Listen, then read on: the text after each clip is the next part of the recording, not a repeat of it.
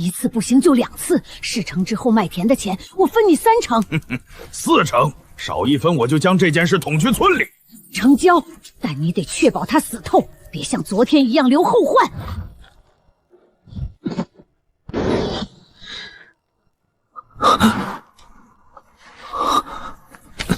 我的脑袋分明是被人用钝器砸过，这些不是我的记忆。萧云10岁那年，父母采药坠崖，住进了大伯家。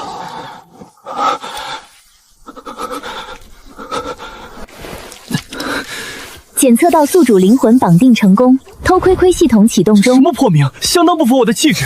检测到宿主强烈反抗，系统名称优化为观想系统。修仙世界10米内持续注视目标一定时间，可选择复制能力或转化属性点。观想所需时间视实力差距而定。当前评价：路边一条。关闭评价系统，评价体系关闭成功。既来之则安之，这是修仙世界，蕴含着无限可能。若能闯出一番天地，保不准有回去的办法。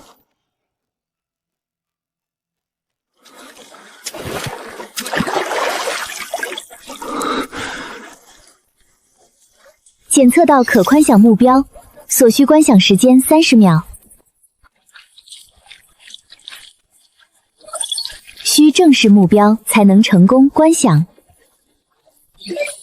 这系统还挺较真。王婶儿，你也来洗衣服啊？哟，这不是小云吗？你这是咋了？滚泥潭里去了？嗨，别提了，刚从村里要回田地，心里高兴，走得急，摔田埂下了。那你可要小心些。前些天啊，村头老李喝多了酒，那只尚在弯你大哥，就铁后面，然后像你猪一样9天全住。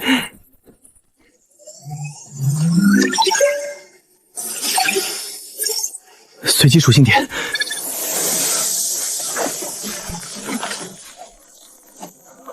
观想成功，获得1点随机属性点，自动分配至体质。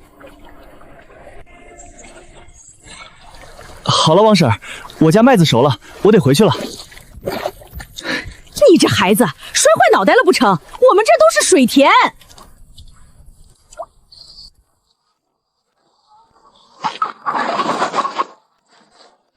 赵主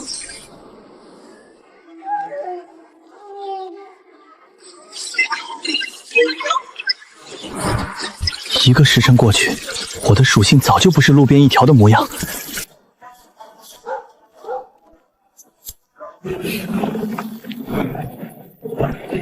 这磨盘，从前一个壮汉使尽全力，也只能推转7、8圈。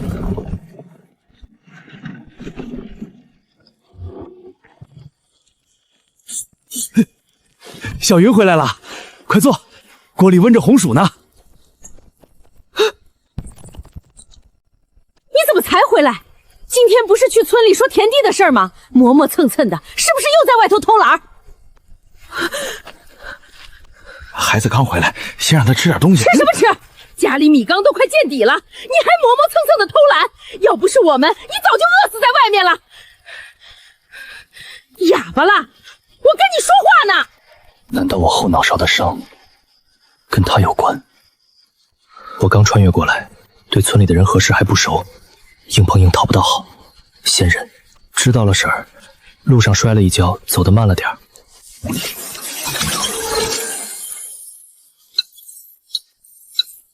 比一开始强了不知多少。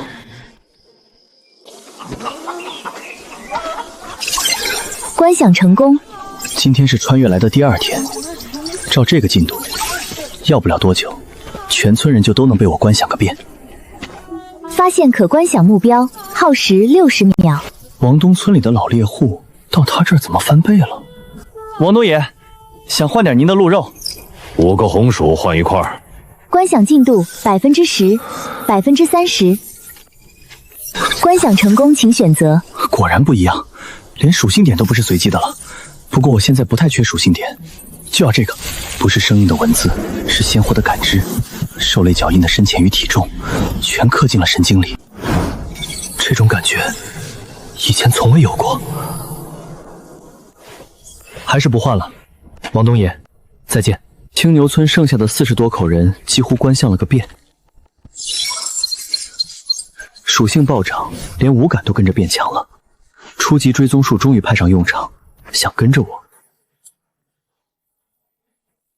出来吧，都跟着我一天了，不嫌累啊？你怎么知道我跟着你？地痞张三，仗着会点拳脚，无恶不作。哼，知道了又怎么样？你以为你能跑？是王翠花让你来的吧？既然你都猜着了，那老子也不瞒你，就是你那好婶婶让我来的。她说你这小杂种占着半亩田不撒手，留着也是个累赘，让我送你去见你那死鬼爹娘。昨天我后脑的伤也是你弄的，若不是我莫名穿越，原本的萧云早已暴尸荒野。是又怎么样？上次没弄死你，算你命大。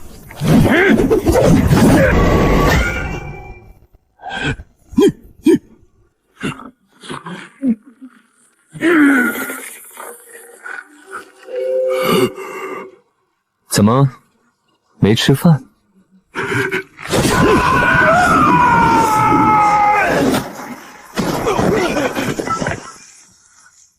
这哪是半大孩子，这分明是个力大无穷的怪物！别打了，我错了，是王翠花要杀你的，求你饶了我吧！只要你放过我，我以后再也不出现在你面前。我还可以帮你指认王翠花。你确定？你真能帮我指认王翠花？这小杂种果然上当了！小杂种，你真以为我怕你？今天我就拿你换王翠花的银子！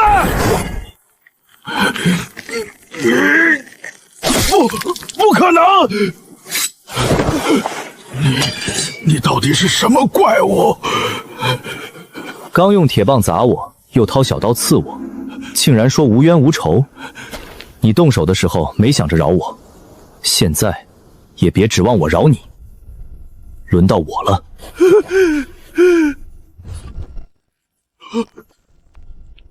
我一直很好奇，为什么观想你这个渣子需要3分钟？观想成功，可选择。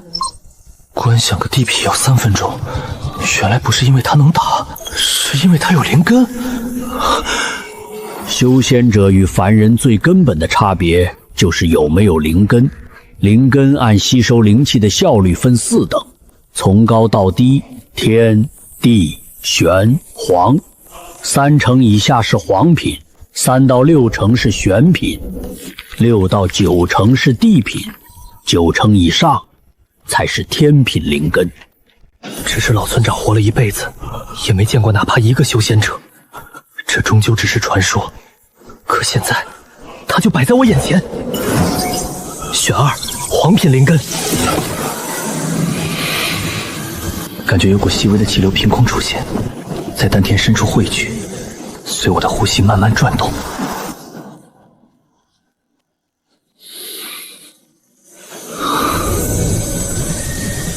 这是天地间最稀薄的灵气，从前我就算五感强化，也从未察觉过它们的存在。眼前的事还没处理完。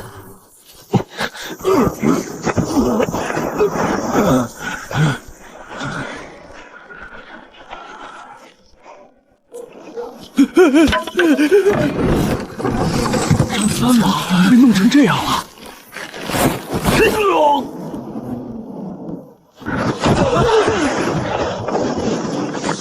兄弟，快拦住他，他要杀人！小云，这是咋回事啊？王翠花，你让张三杀我抢我的田，现在人正在这儿，你还有什么话说？是他，是王翠花让我杀你的。他说杀了你，把田卖给李地主，分我4成银养，我都是被他逼的。你胡说！我什么时候让你杀他了？是你自己要抢田，你别血口喷人！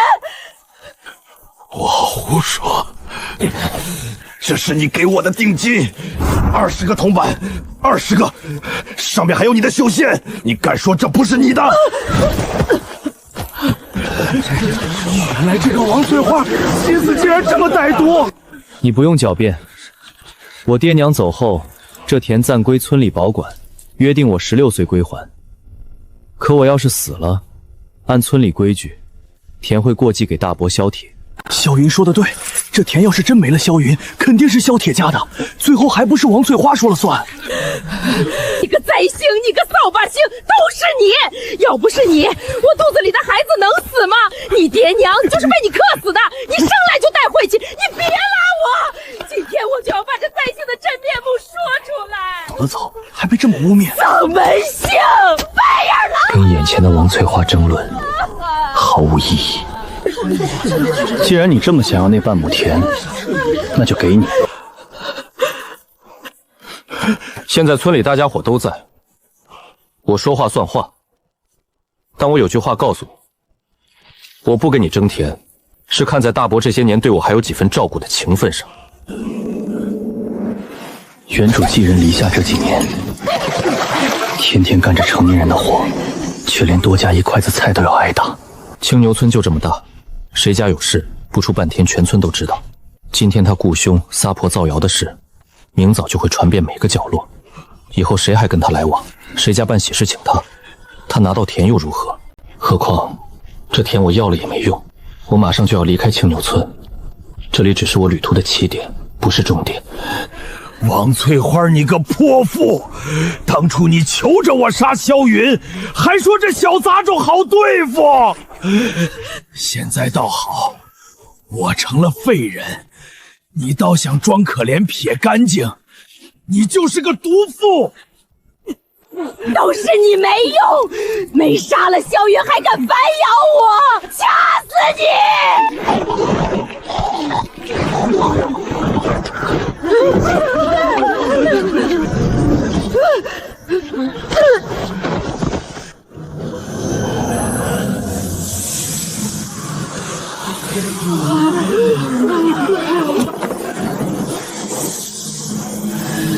好强的威压！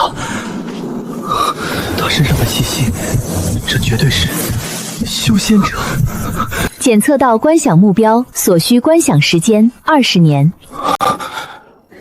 20年，意味着他的实力远超我当前的认知，不知隔着多少个境界。本座路过此地，见村道上血痕蜿蜒，一路延伸至此处，倒生出几分好奇，便过来看看。没曾想，竟见了一场凡俗间的恩怨纠葛。倒是意外，这等灵气稀薄的凡俗村落，竟能生出个带灵根的苗子。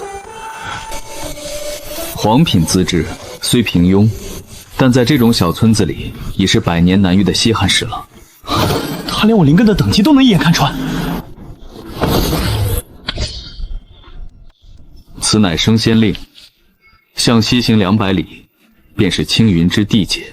持此令入山，自会有人引你入门，正式踏上修仙路。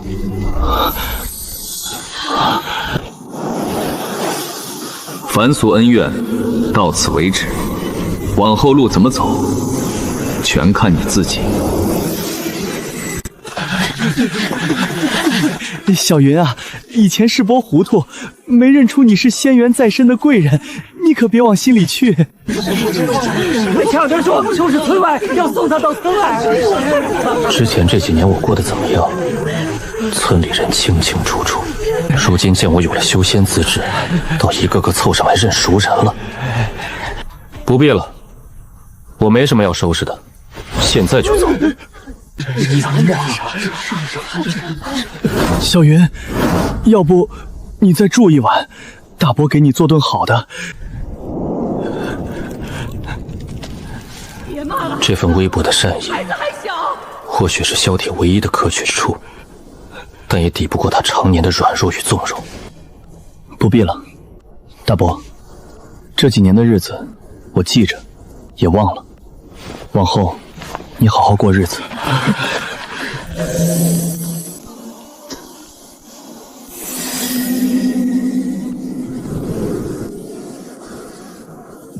再见了。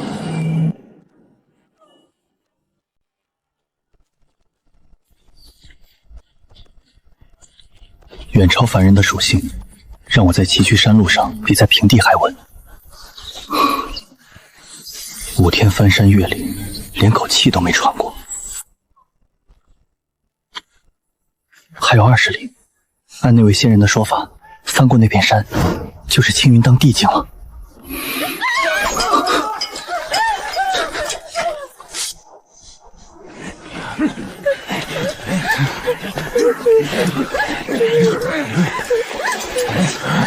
识相的就把轿子里的人交出来，再留下所有银两，不然今天就让你们连个收尸的人都没有。休想！我们是护送林小姐去青云宗拜师的，你们敢动她，就不怕青云宗的仙师追责吗？青云宗那是啥玩意儿？今天这轿子里的人，老子收定了。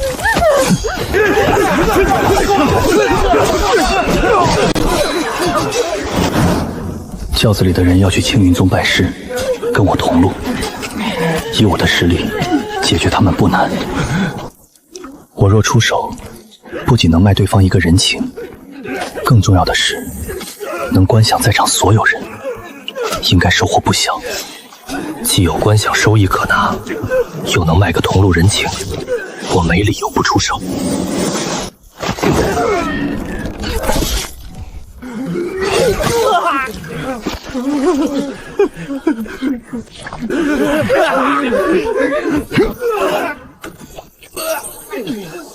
怎么只要20秒？这些山贼怎么也该跟村里老猎户王东一个水平？观晃时间竟这么短，都是20秒，只有这刀疤脸是40秒。罢了，先不细想。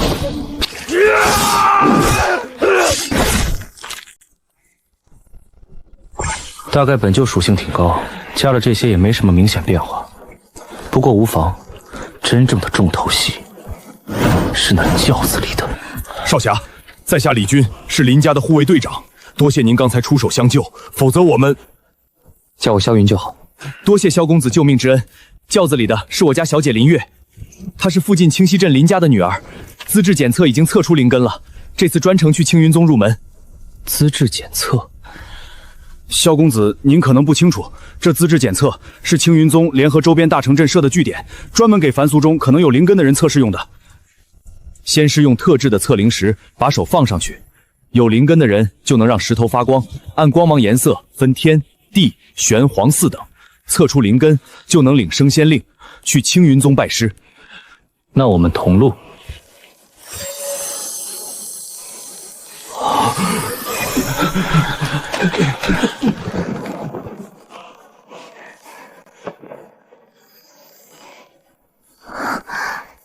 检测到可观想目标，所需观想时间5分钟。5分钟，是我目前遇到的人里，除了那中年修士，所需时间最长的。奖励想必不会差。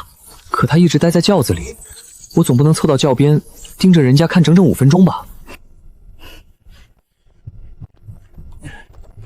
萧公子，小女子林月，多谢你方才出手相救。若不是你，我和李叔他们今日怕是真要栽在这山贼手里了。举手之劳，我们同去青云宗，以后也是同门，路上相互照应是应该的。是，萧公子说的是，我们接下来一起赶路，也好有个伴儿。李叔已经收拾好马车，我们现在就出发吧。好，现在就走。萧公子，这些山贼，您说要怎么处理？这个你们自己拿主意就好。萧师兄，一路走下来，你肯定渴了吧？我这里有之前准备的凉茶。好机会。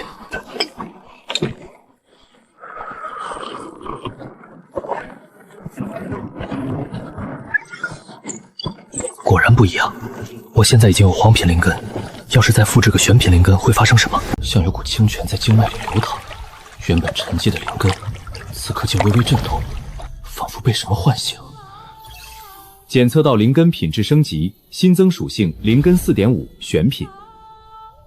之前我只能察觉到微弱的灵力光点，现在就能隐约感知灵气流动的轨迹，这就是玄品灵根的效果。4.5应该代表灵气吸收效率4成5，正是玄品该有的强度。只是我还判断不出复制灵根是直接替换了体内原有的，还是再观想一些有灵根的人才能确认。萧师兄，你怎么了？是不是哪里不舒服？没什么，只是刚才想到点事情。灵根升级的事，自然不能解释。这是我最大的秘密，不会告诉任何人。萧公子，李小姐，前面就是青云城了。过了城，再走半个时辰就能到青云宗山门外的接引点。好热闹！我从青牛荒村出来，见惯了枯枝半叶、山贼野寇，还是头一次在这世界见到如此繁华的城市。这就是青云城了。我听仙师说，这里是离青云宗最近的城镇，很多外门弟子都会来这儿采买修炼物资呢。那是宗门弟子在御剑飞行。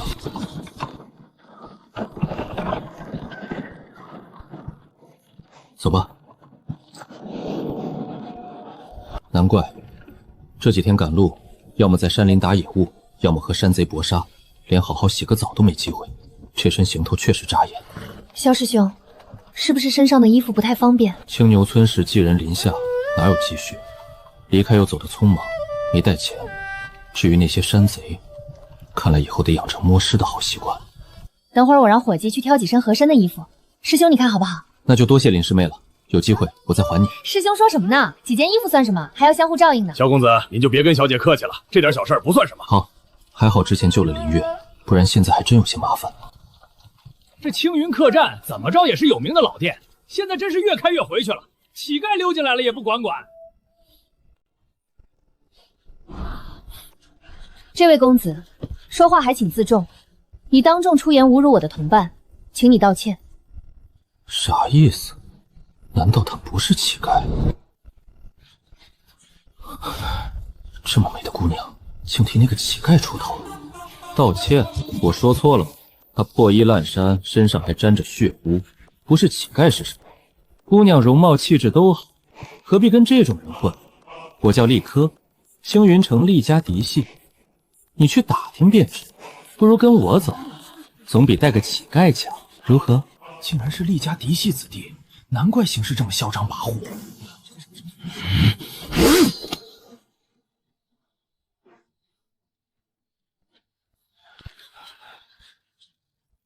检测到可观想目标，观想需2分钟。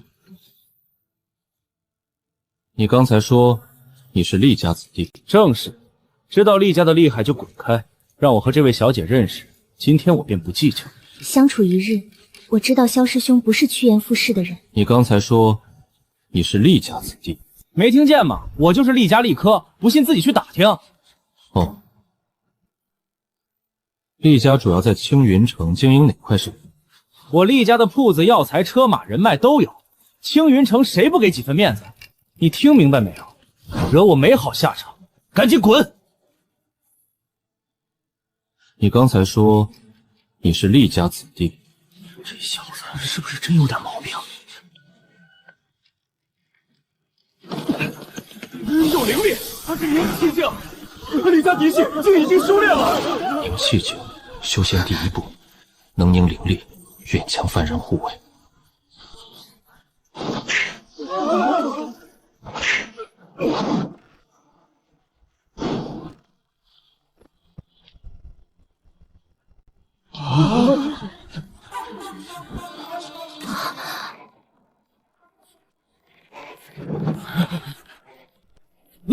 你敢打厉少爷？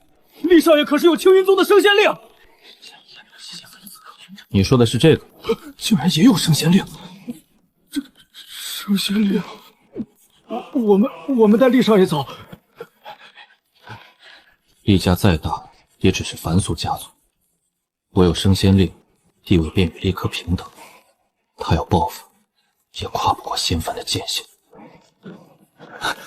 一脚踹飞凝气境的厉科，贸然大话，怕是惹他不快。走吧，上楼。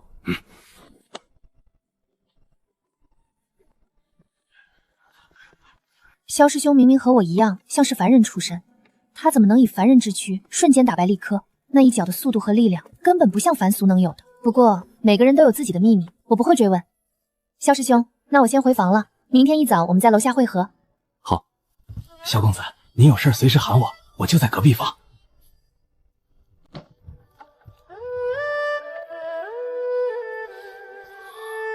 灵盟是什么东西？而且为什么没有灵根？立刻有升仙令，说明他一定身怀灵根。莫非是他的灵根品质不如我，所以没有复制的价值？选灵盟。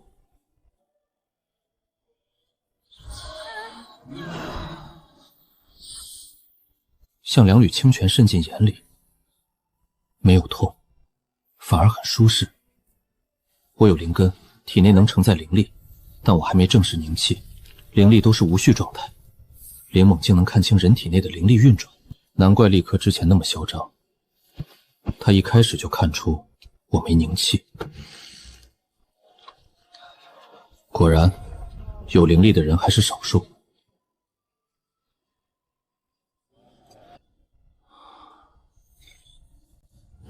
连修士的灵力阻塞都能看清，以后与人交手，我能提前看出弱点，攻击阻塞经脉，就能打断灵力运转。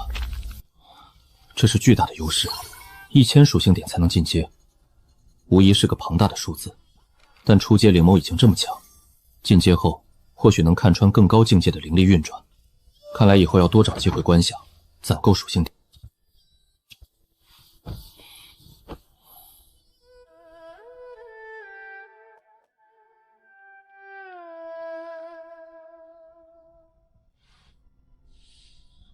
林月让人特意挑的，来这世界以来，头一次有人这般细心关照。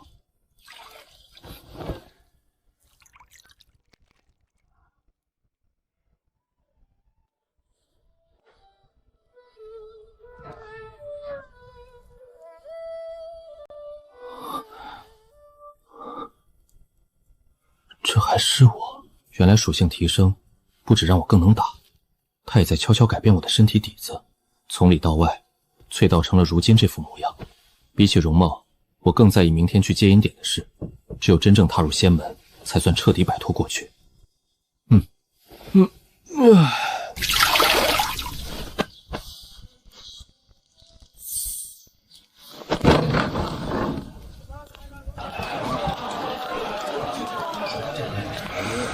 按理说，萧公子不像是会忘了时辰的人呀。李队长，林师妹，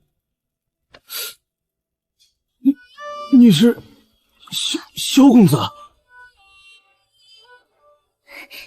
萧师兄，抱歉，我刚才没认出来，你今天变化好大，这身衣服很适合你。可不是嘛，昨天那破衣服我还没觉得，今天换上长衫，跟换了个人似的。我们已经点了早食，萧师兄要不要也加点？吃完就去接引点，听说今天去的人不少，早点去能少等些时候。好。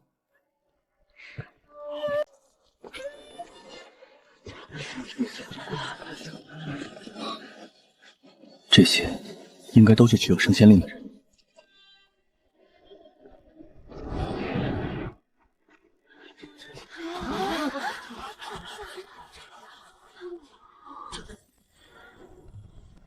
时辰到了，持有升仙令者，随我等前往前方小广场。凡俗亲友留在此地等候，不得擅入宗门地界，违者按规处置。萧公子、林小姐，到了宗门可得好好照顾自己。晚点我便要启程回清闲镇了。林叔，你多保重，照顾好爹娘。诸位能拿到升仙令，皆是有仙缘之人。我宗有7座主峰，分别对应金、木、水、火、土5系灵根属性，每峰上各有长老坐镇。灵根属性，我从来不知道有这说法。看来这是常识，不知道我这复制来的灵根是什么属性。稍后会统一用测灵石检测你们的灵根资质，灵气吸收效率不足1成者，归入杂役弟子，负责宗门洒扫；效率1成及以上者，直接成为外门弟子，可领取基础功法，每月10块下品灵石。内门与亲传，非外门弟子所能触及，待你们先站稳脚跟再说。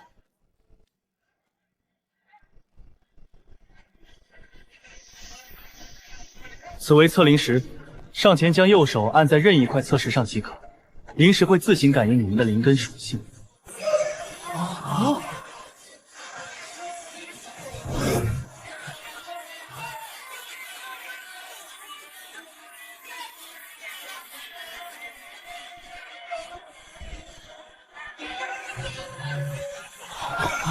水属性灵根，资质5成9，选品灵根顶尖水准，归入外门弟子，进入水中峰修行。之前在青山镇，仙师只说我是选品灵根，没说具体资质，现在才知道自己的灵根竟这么优秀。下一位上前测试。资质我倒不担心，我更在意自己的灵根究竟是什么属性。是火属性，怎么变绿了？是木属性，不对，又变了。我的灵根是系统观想而来，属性本就不纯粹，只是没想到会直接呈现无属性的状态。这是什么情况？它怎么5种属性同时显现？此为无属性灵根，又称全灵根，极为罕见。青云宗近100年也只出了几例。无属性，听起来很厉害，不愧是萧师兄。虽是罕见，却也有利有弊。优势在于修炼任意一系的术法都不会有属性阻碍，但弊端也同样明显。修炼任何术法都只能按基础效率来，后期想在某一系做到顶尖，要比单属性弟子更难。没关系，我有观想系统，日后遇到单属性的顶尖修士，观想对方，说不定就能弥补这短板。无属性灵根，资质4成5，选品，归入外门弟子，可自行选择任意一座5行主峰修行。小家伙，你想去哪座山峰？请问哪一峰的弟子是最多的？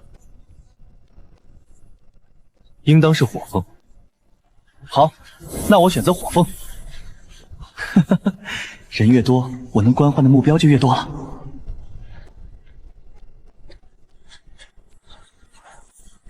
全灵根虽罕见，却未必比我的单属性灵根有用。萧师兄，无属性虽然没有加成，但能学5种术法，也很厉害啊。你说的对，利弊本就惨短。萧师兄，火峰离峰不算远，以后要是有需要帮忙的地方，尽管开口。好，你也多保重，要是遇到麻烦，直接来找我便好。都站好，报上姓名，领物资。外门服饰1套，低阶储物袋1个，袋内有各种所需品，只要将1丝灵力投入储物袋就能打开。多谢管事。每月初1到管事处领下月零食，无故缺席者取消当月份。这一路上，身边尽是身怀灵根的人。嘿嘿，刚刚我几乎把接引典礼近1半的弟子都观想了个遍。没有1个灵根，果然外门弟子里能超过4成5的不多，除了灵月的5成9，看了一圈也就这个技能看着实用。算了，先分配属性点。灵眸晋级需1000点，235点远远不够，不如先夯实基础，均衡提升，免得力量过强，按敏捷跟不上，出现失衡。均匀分配，似有滚烫的灵液在滋养血肉，连骨髓都泛起酥麻。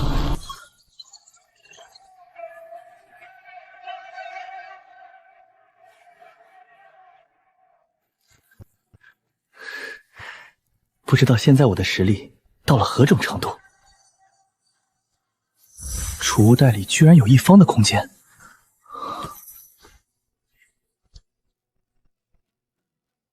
终于可以正式修炼了。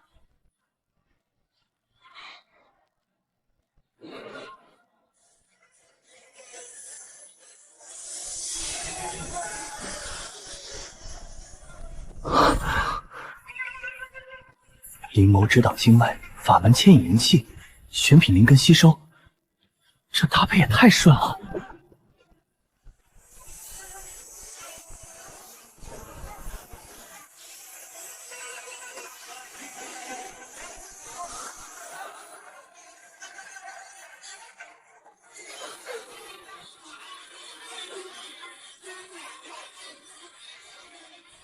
1个时辰就突破凝气1阶。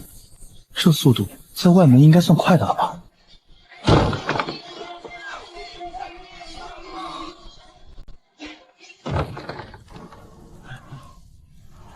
测灵时见过，资质1成1，差也就被分去做杂役。你们明明就是勒索！外门规矩说每月发10块下品灵石，凭什么要我交7块给你们？凝气5阶，勒索？这话可不能乱说，咱们是好心照顾你。就是，王哥好心护着你，别给脸不要脸。知道王哥的亲哥是谁吗？内门弟子王一鸣，惹恼了王哥，让你连杂役弟子都做不成。我不需要你们照顾，你们就是想抢我的灵石。外门管事说过，不准欺负新弟子。你们要是再逼我，我就去告诉管事。告诉管事？你以为管事会帮你这个1成1资质的废物？我哥是内门弟子，你觉得管事会信你，还是信我？你这是仗势欺人，总有人会治你的。刚进宗门，我不想节外生枝。王哥，就是他！这小子之前在青云城敢当众踹飞我。我身为火峰外老人，又有内门的亲哥撑腰，小弟被人欺负，对方还是个刚入门的新弟子，若不表态，今后谁还服？还有这事儿，小子，你敢动我王景的人，懂不懂规矩？小刚刚就是他王景，这下麻烦大了。哎，又来了，揍一顿得了。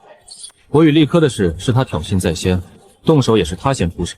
至于规矩，你刚才勒索新弟子，似乎比我更没把规矩放在眼里。放肆就让你知道，在火峰外门，我王景的话就是规矩。王哥，别跟他废话，这小子就是这样，不给他样本，他不知道您的厉害。你这种只会勒索新弟子的废物，想动手就别只会说狠话。他在青云城时还没名气，怎么这么快就突破名气1阶？好得很，我倒要看看你区区灵气1阶的修为到底哪来的底气。小旭！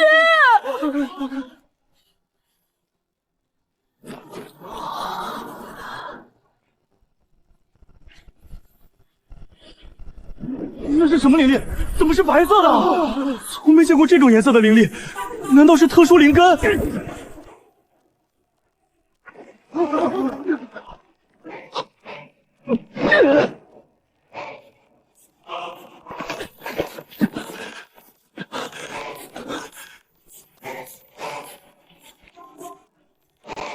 这怎么可能？你明明是凝气1阶，怎么会有这么强的力量？还有那白色灵力，到底是什么鬼东西？肖师兄好样的，打得好！不能跟他近身。基础火球术被他用5阶灵力催到极致，威力足以将凝气期4阶弟子烧成重伤了。肖师兄，快躲开！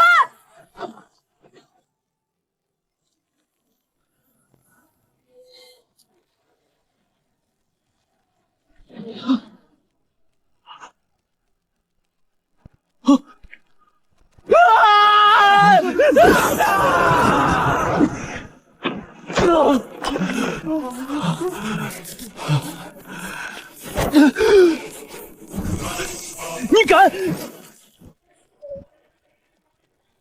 别打了！我可是内门弟子王一鸣，你再打我，他不会放过你的。他可是筑基修士，能轻易废了你。修士肉身比凡人强悍，这几拳最多让他疼上几天，正好让他吃够教训。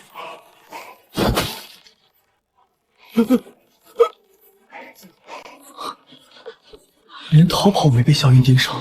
下次再找我麻烦，我不介意让你真的躺上半个月。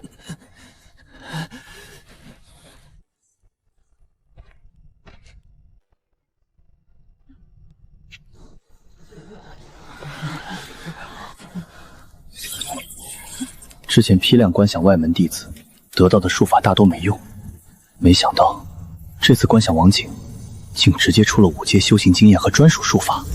修炼经验眼下也没那么重要，倒是这翰灵崩，光听名字就透着霸道，正好补上我缺强力进攻术法的短板。选3，翰灵崩。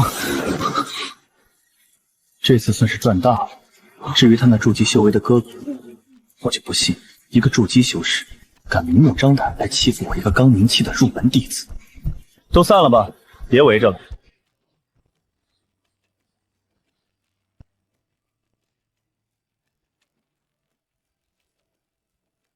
肖师兄，等一下！肖师兄，今天真是太谢谢你了，要是没有你，我今天不仅灵石要被抢走，说不定还得挨顿揍。你不用谢我，是那王景自己要找我麻烦，跟你没关系，我也没出手救你。那我也得谢你，反正没有你，我今天就惨了。我叫刘备，以后师兄有需要差遣的，只管喊我。行，没什么事情就回去修炼吧。萧师兄，明天有长老集中传道，你去吗？去，当然去。明天早上见，我先回去修炼了。明天有长老集中传道，要是能抢个靠前的位置，没准有机会观想一下外门长老。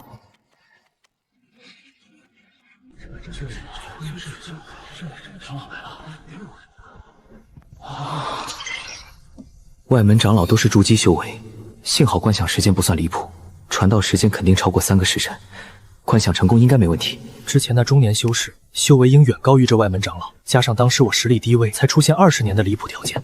今日道讲的是凝气境修士如何稳固灵力，以及火属性灵气的基础运用，根基扎得稳，日后才能走得远。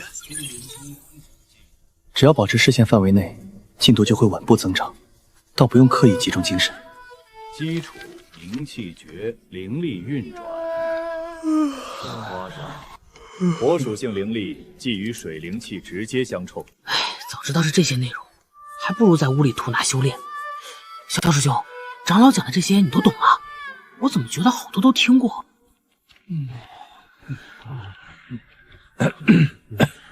是。照这个速度，等传道结束，观想肯定能成功。至于长老讲的内容，我左耳进右耳出，全当听个乐子。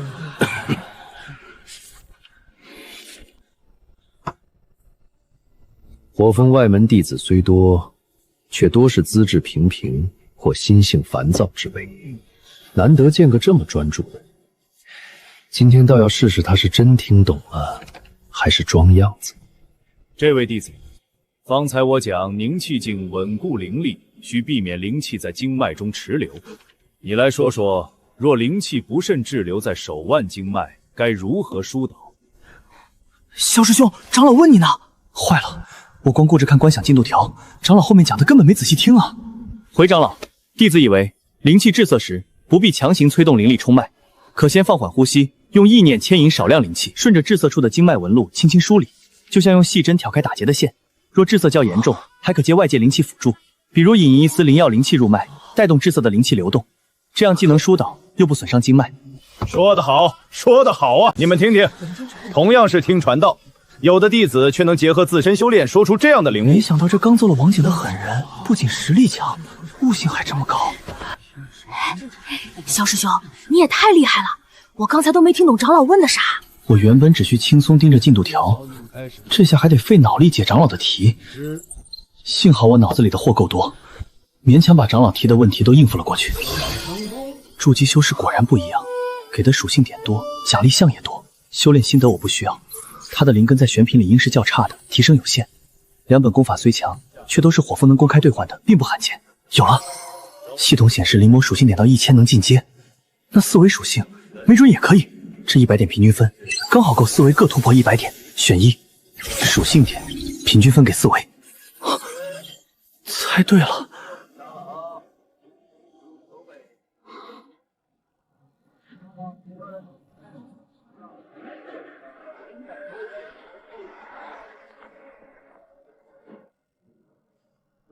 有通神念了，极限是50米，但即便如此，也远超我的预期。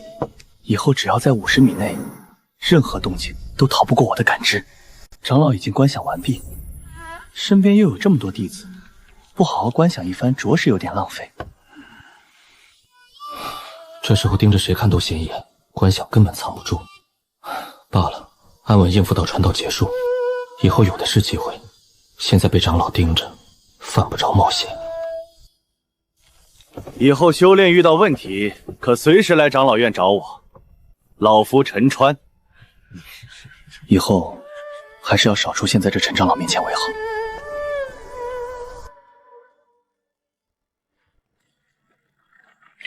刚才出拳，我甚至没催动撼灵崩的灵力压缩，只凭肉身力量，就这般威力。凝气3阶的灵力，配合如今的肉身，果然不一样。从传道那日算起，我入青云宗已整整1月。这1月，我悄无声息突破到凝气3阶，离4阶都不远了。资质也因观想提升到5成，这速度在外门堪称匪夷所思。若不是我刻意低调，恐怕早被管事或长老盯上了。如今我也能在拳中压缩3次灵力，实现3重爆。幸亏有了通神念，能探查周围动静，否则就我这关小路数，早晚被当成避而远之的偷窥狂。唉，怎么办呢？各项属性加到999，竟无法再提升了。萧哥，你这一拳也太吓人了！我刚才在灵田那边都听到动静了，还以为是谁在放术法呢。练手罢了，小心点，别被碎石砸到。这是我在灵田帮几个师兄摘的，他们给了我2颗，你尝尝，据说能补点灵力。王景伤好后没再找事儿，听说被他哥哥王一鸣骂了一顿，老实了不少。萧哥，我还听说半年后宗庙办外门大比，不光咱们火风，金木水火土5座主峰，年纪低于30岁的外门弟子都能参加。外门大比？对啊，我听说大比的奖励老丰厚了，排名靠前能拿中品灵石，还能去内门藏经阁挑一本玄阶功法，甚至连提升灵根的洗髓丹都有。就算没拿名次，只要参与了，也能领5块下品灵石呢。不过那师兄也说了，大比一般是给入门多年的宁气8阶以上弟子准备的，咱们这种新弟子去了，顶多凑个热闹，别指望拿名次。5座主峰的外门弟子齐聚，意味着能接触更多高阶修士，灵气6、7阶甚至8、9阶的都有。借大比的机会观想，说不定有意外收获。去凑凑热闹也挺好。到时候咱们一起去，领了那5块灵石，我请你吃灵米糕。对了，萧哥，你这么厉害，说不定还能冲个名次呢。哦，你觉得我能冲名次？那当然。到时候再说吧，先把你的宁气1阶的基础打牢，别到时候连参与大比的资格都没有。那位师姐师，她好像是朝我们走过来的，这也太好看了吧！不愧是无限接近地品的灵根，我靠观想加持才冲到3阶，他竟单凭天赋1个月也追上了进度。萧师兄，终于找到你了，我还怕找错地方呢。好久不见，你怎么来火峰了？我找了你好久呢，没想到你躲在这后山，就是想看看你的近况。1月不见，你也真是的，一点消息都没有。你不也没消息吗？我没消息，我隔3差5都有写信给你的好不好？倒是你一封没回。什么？写信？宗门还有信箱？萧哥，你是第一天来宗门吗？你是萧师兄的朋友吧？初次见面，我叫林月，你直接叫我名字就好。你好，我叫刘备，是萧哥的小弟。萧师兄，没想到你还收小弟呀？你听他瞎说。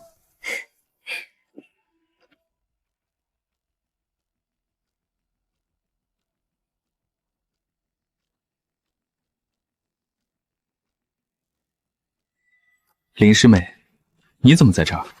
我在水峰山门等了你半个时辰，还以为你早就返程了。齐磊师兄，我来火峰找朋友，没跟你说的必要吧？这位师弟看着面生，是刚入宗门不久吧？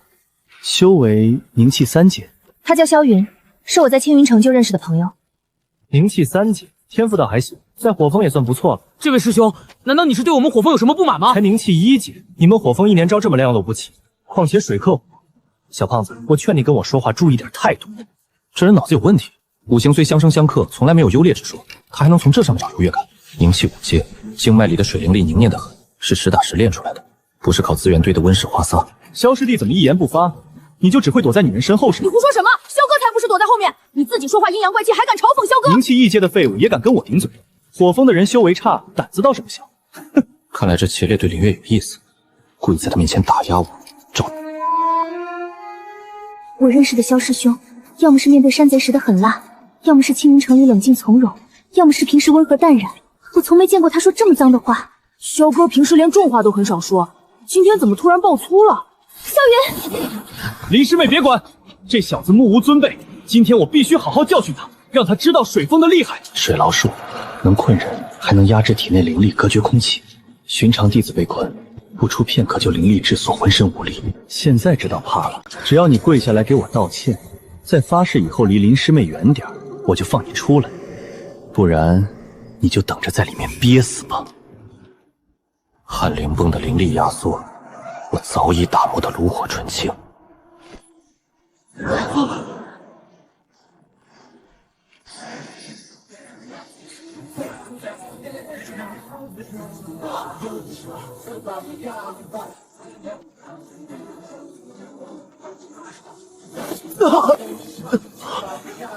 一个灵气3阶的火凤道士，怎么可能破掉我灵气5阶的水牢术？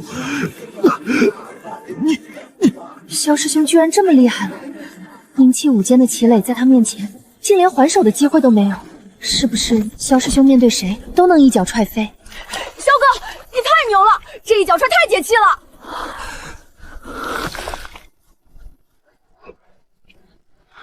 清河复原丹，萧师兄小心，那是能快速复肉身伤势的中品丹药。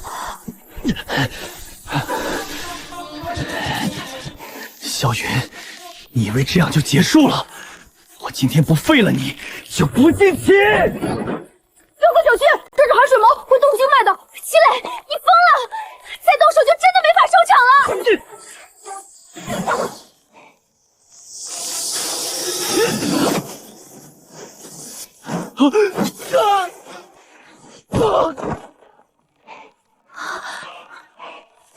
还有气，就是昏过去了。当然了，我收着力。刚才动手前，我已完成观想，奖励里正好有寒水毛，那就选了它了。正好缺远程牵制术法。萧师兄，我想到个事儿。怎么了？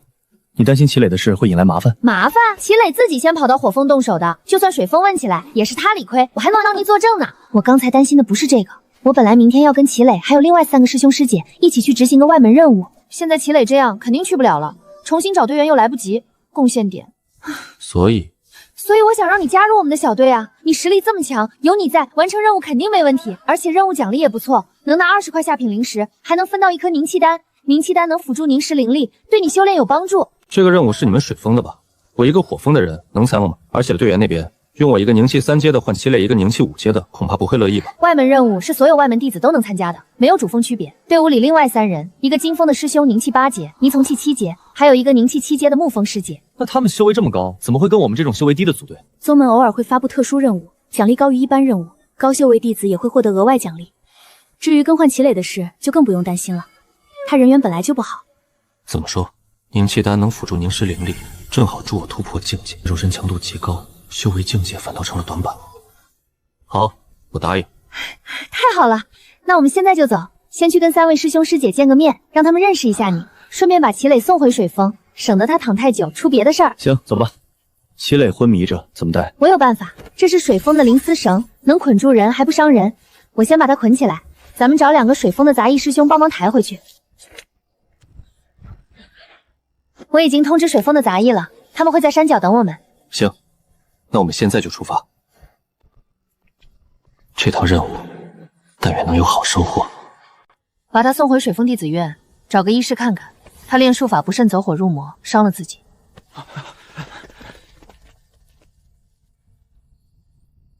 走吧，去会合点。之前你只说任务有奖励，还没细细说任务到底要做什么。啊，我竟把这给忘了。这次的任务是有关邪修。邪修？青云宗西边有个叫云水村的村子，3天前一夜之间，全村30多口人都消失了。宗人派弟子去探查，没找到血迹，没找到挣扎痕迹，只在村头老槐树下查到一丝阴邪的灵力残留，判断是邪修所为。那股阴邪灵力很弱，也没扩散开。宗门长老说，邪修修为应该不高，最多凝气8阶。要是超过8阶，动手时肯定会留下更重的灵力痕迹，甚至可能毁了整个村子。所以宗门才放外门任务，让我们找到邪修，带回宗门，生死不论。凝气8阶以下的邪修，有凝气8阶的金峰师兄压阵，风险不大。更重要的是，邪修的阴邪术法说不定也有可取之处。若能观想，没准能拿到特殊术法或修炼心得。果然如传闻，金峰弟子人手一件本命武器，连气息都带着股功法的锐利。前面就是汇合点了。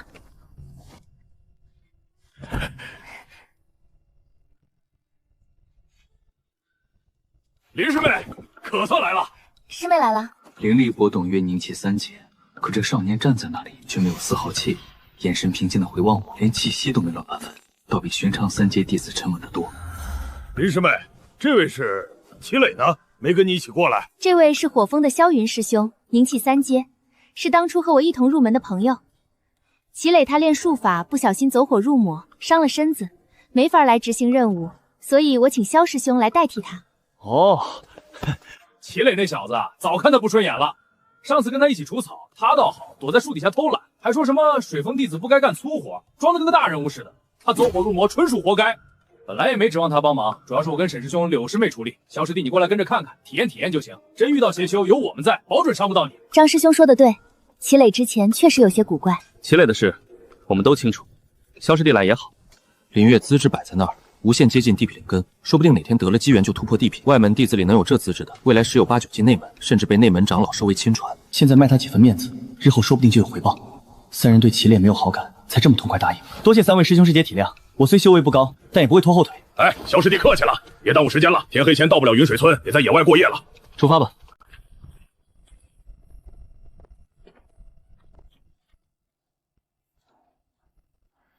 这就是宗门给我们配的灵舟。外门弟子去较远的地方执行任务，宗门都会配这种低阶灵舟，很快就能到云水村，比走路节省不少时间，还能避免路上遇到妖兽骚扰。不愧是大宗门，有灵舟就是方便。原本走路要好久，靠灵舟很快就能到，还省体力。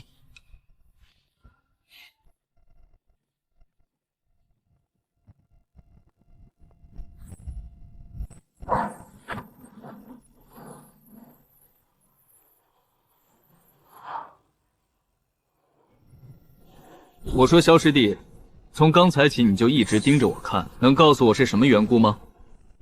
萧师兄怎么总爱盯着刚认识的人看半天？好敏锐的感知。沈师兄勿怪，是我失礼，这柄剑太惹眼，剑鞘上的云纹一看就不是凡品。我从小听村里老人讲，对剑法信仰已久，可入了火峰，长老教的多是拳脚和火属性术法，连摸剑的机会都少。今日见了师兄的剑，一时看入了神。这剑叫清风，去年我在金风炼器房亲手所炼，淬了3次火才算趁手。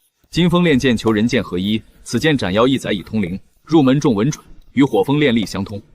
萧师弟问对人了，沈师兄剑法金风外门前5。原来只为看剑，我还……沈兄，入门先练握剑姿势，我看你手势与我瞎比划的截然不同。没错，你看，像这样。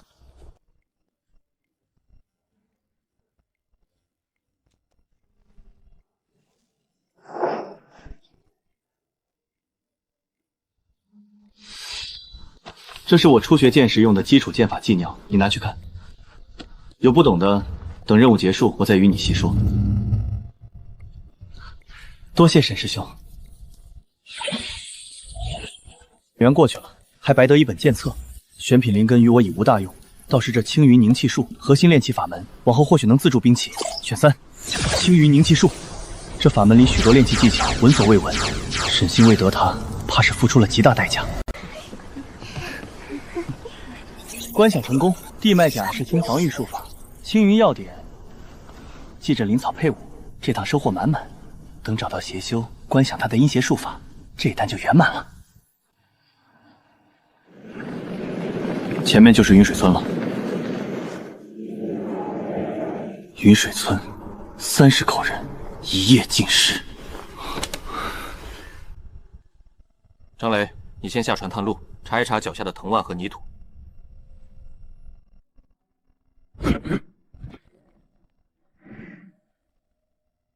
土里没异常，也没陷阱，都下来吧。这树怎么这么冰？啊！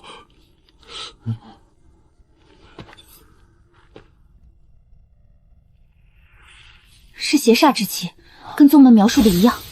搜，张雷搜村东，我搜村西，柳师妹搜村北，萧师弟与林师妹搜村南。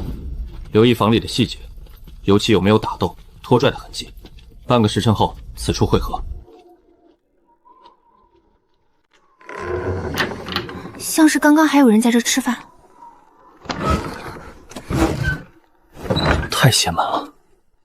邪修用了某种术法，让全村人毫无察觉的瞬间消失，连一缕灵力波动都没留下。搜遍了，除了树下那点邪煞，屁线索没有。这邪修属泥鳅的吧？滑不留手。所有村民是突然消失的，没有挣扎，没有呼救，连桌上的饭都来不及收。邪修的术法太干净，若不是这老槐树留下一丝邪煞，宗门怕是没法这么快察觉异常。通神念虽强，奈何只覆盖50米，探不到更多。总不能一直围着棵树杵着。既然只有这树有邪煞，不如直接劈开看看，说不定里边藏着猫腻。小心些，劈的时候注意防护，别让邪煞侵了身。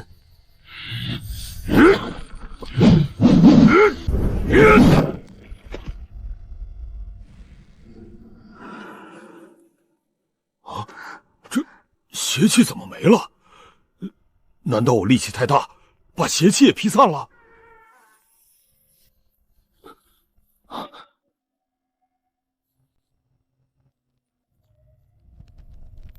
这不是普通老槐，是风灵槐，一种稀有灵树，专吸收封存周围的灵力或煞气。真是风灵槐，我在典籍里见过插图，却从没见过实物。可风灵槐不是只长在灵脉附近吗？云水村怎么会有？它能封存煞气，邪修动手时煞气必定散了不少。被这棵风灵槐本能吸收封存，宗门残应是没认出它，只当寻常老槐，加上走得匆忙，没在意，才漏了这条线索。萧师弟，你是火风弟子，怎会对灵木这么了解？便是我们沐风的外门老弟子，也未必能一眼认出风灵槐。我偶然翻到过青云药典的残页，正好有一页画着风灵槐，写了它的特征。当时觉得新鲜，多看了几眼，没想到今日正巧碰上，算我运气好。那这风灵槐为何会长在这里？只有一种可能，云水村底下有灵脉，这也解释了邪修为何选在此处动手，怕是借着这里的灵脉与一村凡人的性命修炼邪功，所以邪修很可能就在这云水村附近。你说的有理，灵脉附近的天地灵气比别处浓郁，邪修若想借灵脉与凡人修炼邪功，绝不会轻易离开。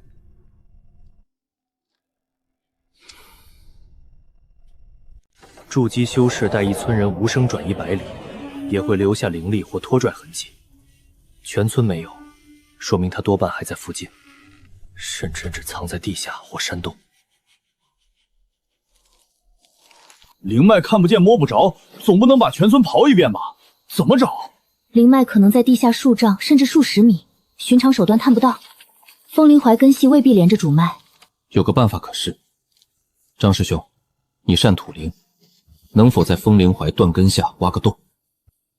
先挖10米。挖洞10米深，这能有用？试试总比干耗强。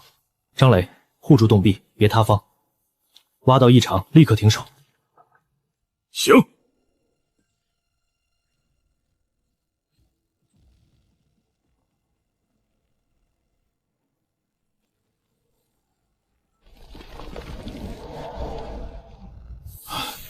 成了，刚好10米深。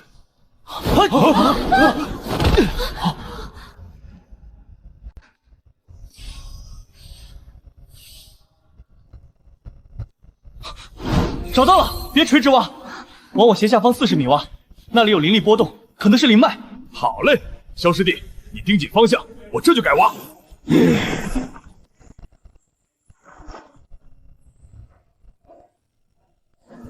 下面有矿洞，灵气很浓，灵脉可能就在里面。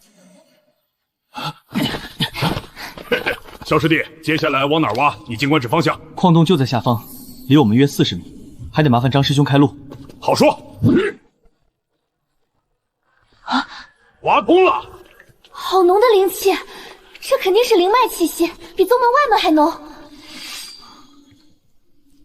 灵气虽浓，却混着一丝阴邪气息，邪修肯定就在附近。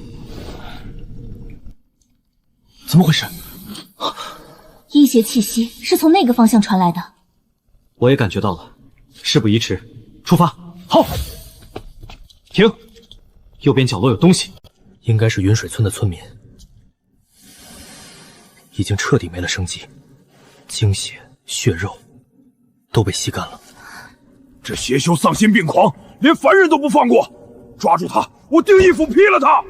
邪修已经动手，必须加快，多耽误一刻，就可能多一个村民送命。沈师兄说的对，别耗了，找到邪修，我替这村民报仇。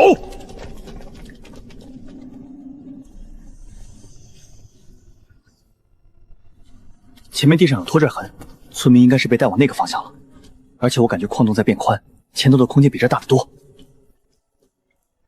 空间变宽，可能有开阔地，邪修很可能把村民集中在那里，都小心些。好。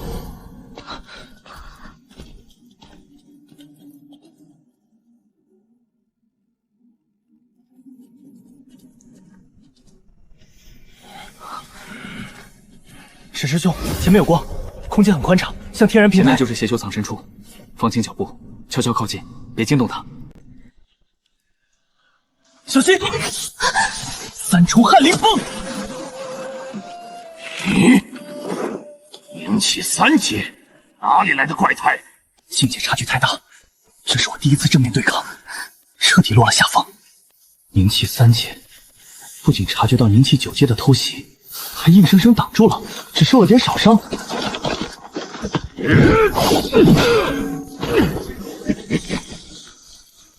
这怎么可能？就这点本事，先退！看似稳如泰山的指尖，正不受控制的边缘也出现了短阶的颤抖。他远没表现得这么轻松。住手吧！你也害了多名村民，身负邪功。现在束手就擒，随我们回青云宗受审，或许还能从轻发落。从轻发落？青云宗何时对邪修仁慈了？我到了你们宗门，不是被废去修为关进牢狱，就是当场处死，哪还有活路？你们人多，真拼起来，我未必全身而退。可别忘了，我宁气9阶，手里还有这么多资财。我只要捏碎几个凡人的生机，就能瞬间补满灵力。倒是杀不了你们全部，拉2、3个垫背也够。你这畜生，把人命当什么了？人命？这些凡人生来就是蝼蚁，没灵根，没修为，哪有修士金贵？用他们的生机换我突破筑基，或者换你们几个修士陪葬，简直太值了。现在转身离开，又当没来过云水村，没见过这些凡人的命，我慢慢用。要是不识抬举，我现在就先动枪，让你们看清他们有多不值钱。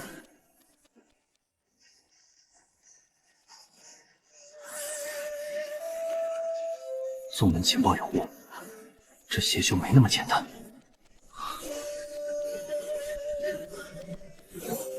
动手！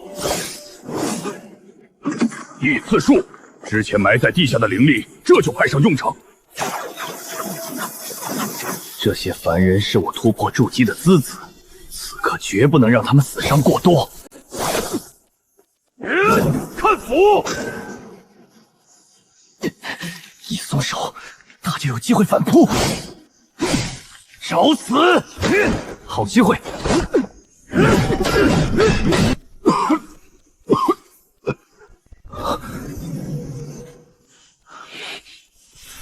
再打下去，就真是不死不休了。现在退走，我就当没见过你们，这是最后机会，不然我保证，你们中一定会有人留在这里。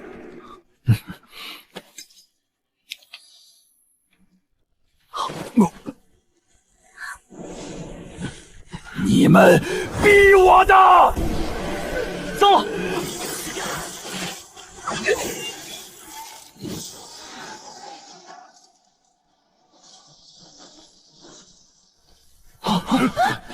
你们毁了我的一切！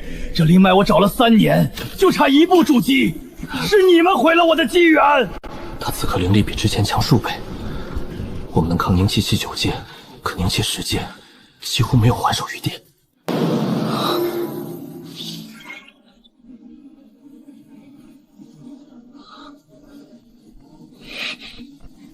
选3，赤生血精。原来如此，他的修为是虚的，只要扰乱气血，就能让他自食恶果。沈师兄、张师兄、柳师姐，他强提修为，根基不稳，牵制住他，我有办法，就是现在。好，我们信你。张磊、柳师妹正面牵制，给萧师弟机会。没问题。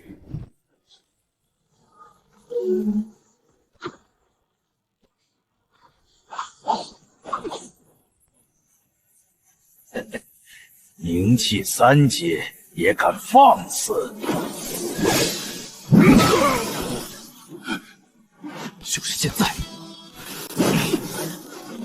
找死！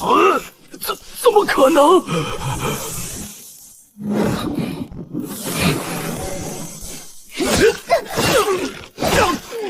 不贪多，只取最虚浮那部分，再反向扰乱他的经脉。就是现在！都是你，我死死也要拉你一起！萧师弟小心！地脉甲！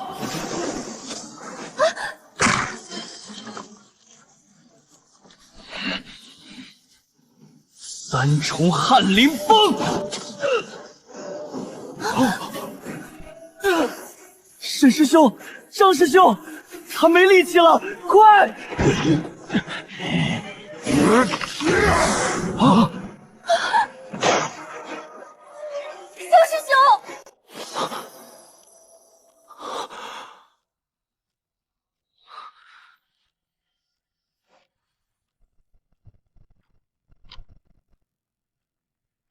林月已是难得的美人，与她相比，竟如萤火之于皓月。这美太不真实，不像凡间该有。你的红光耗尽了她最后一丝精血。这是哪里？你把我带来，想做什么？你先告诉我，为何你也会失生血精？不瞒你说，我是万中无一的天才，别人会的功法，我看一眼就能学会。行，能带上你这么个天才陪葬，也不亏。像我方明一生以半成不到的灵根资质，硬修到凝气10阶，此生无憾了。修士的储物袋藏着秘密，或许有离开的线索。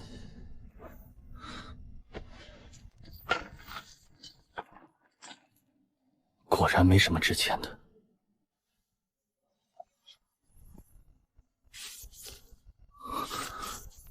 单向传送，筑基以上，否则必死。我明白他为何说拉你陪葬了，这术法没有回头路。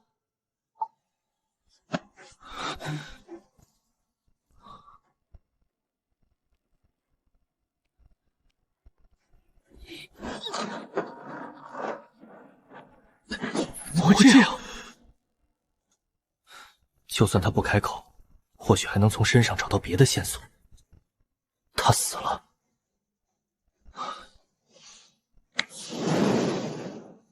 眼下最要紧的是找到离开的办法。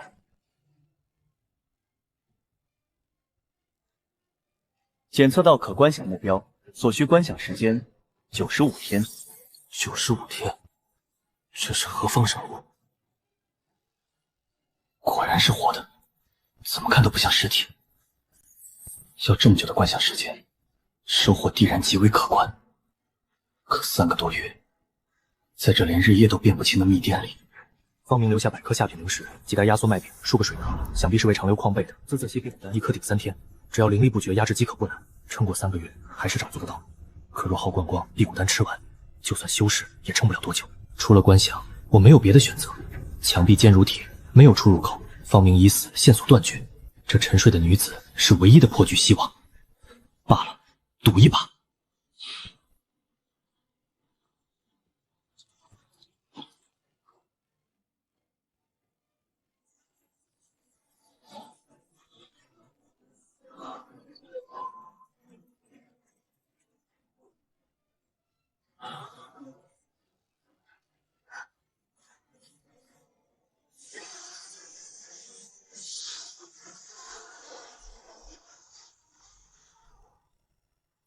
不行，还是找不到。我连矿洞300丈外的地空卷流也没有那孩子的气息，就像他和那邪修一起凭空从天地间消失了一样。不可能，您再试试好不好？说不定是邪修的传送术遮蔽了气息。您再探一次，再探一次就好。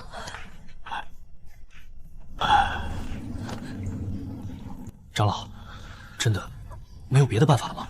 若不是萧云，我们3个早死在邪修手上了。可现在连他的踪迹都找不利。内门中规矩，外门却掌管宗门要务，除非核心倾力失踪。不管怎样，回宗门后我们会继续想办法。活要见人，死要见尸。对，我们一定要找到他。你们先回宗门吧。矿洞灵脉已被邪修污染，我会让人来封印此处。至于萧云，若日后有他的消息，宗门第一时间通知你。并肩寻过山与水，你就在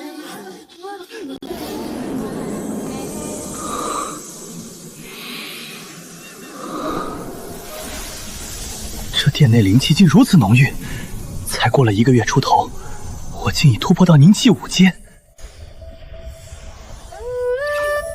还剩2个月，这95天的观想，到底会给我什么？又或者，你究竟是谁？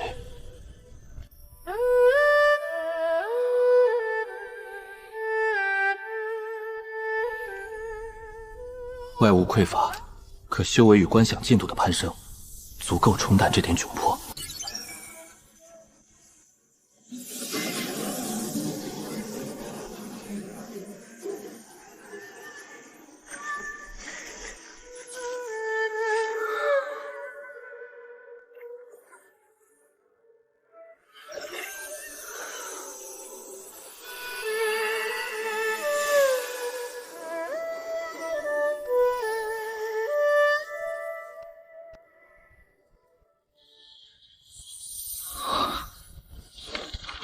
本源气血纯而无杂，乃血精至高之境。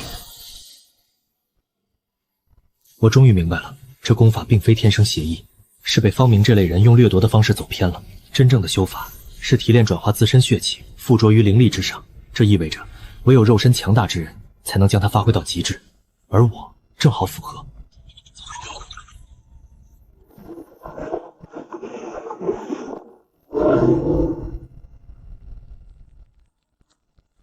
不要了。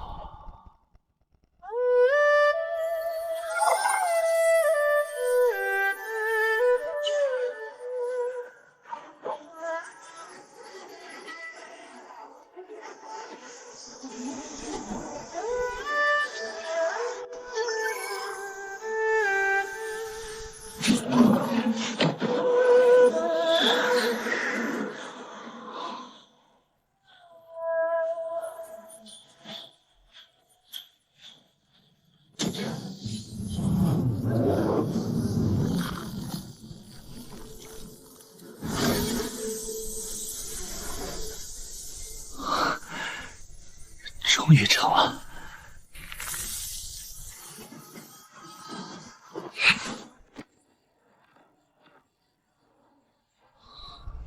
3月苦修，翰林崩已能施展5重爆。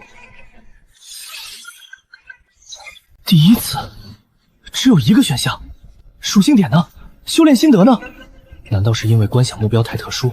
这天眼诀绝非寻常功法，选择天眼诀。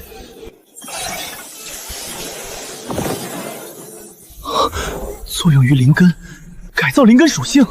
天眼诀非寻常修炼之法，引天地灵气入灵根，化杂灵为天眼，但天眼灵力。血气果灵的前提是先修噬生血精，将血气与灵力融合成血灵共生。这正是我此刻的状态。噬生血精竟是前置功法。我也明白了，为何筑基以下尽此地十死无生。寻常修士没有我这般肉身，拿到血精只会走方明那条偏路。像方明这般，怕是要突破筑基才勉强够得上血灵共生的门槛。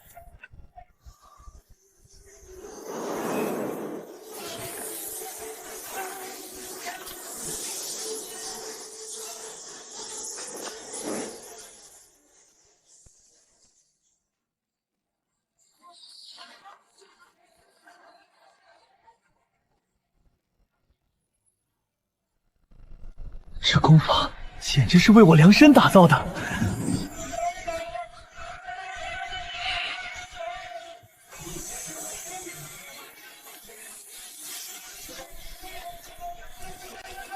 这才是真正的机缘。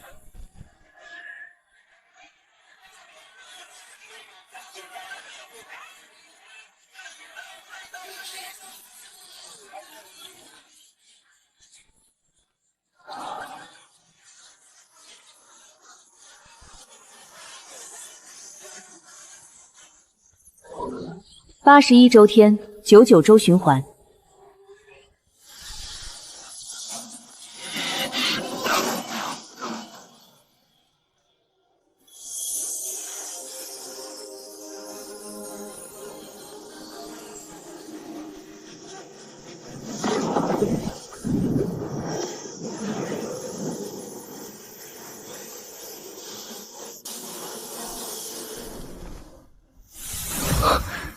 疼啊！灵力强度翻了数倍，还能随意调动其中血气。噬生血晶与天眼诀，两者完美融合，再分不出彼此。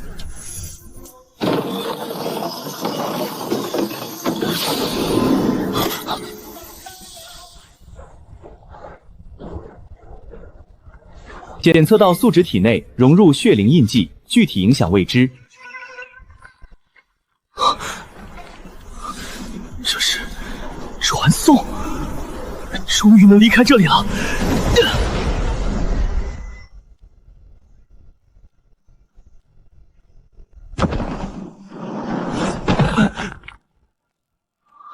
哎，在孟家大院里撒野！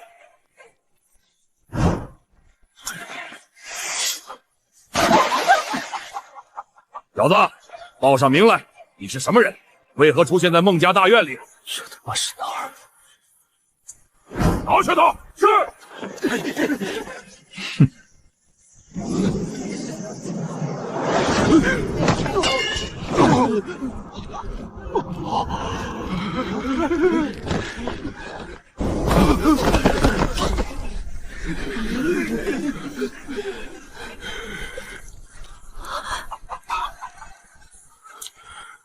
完蛋了，是仙人。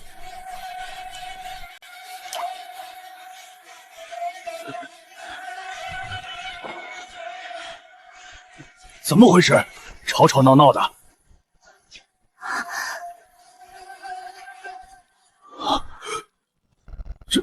这是怎么了？你们怎么都跪着？这位小友是？话事人已到，无意为难他们。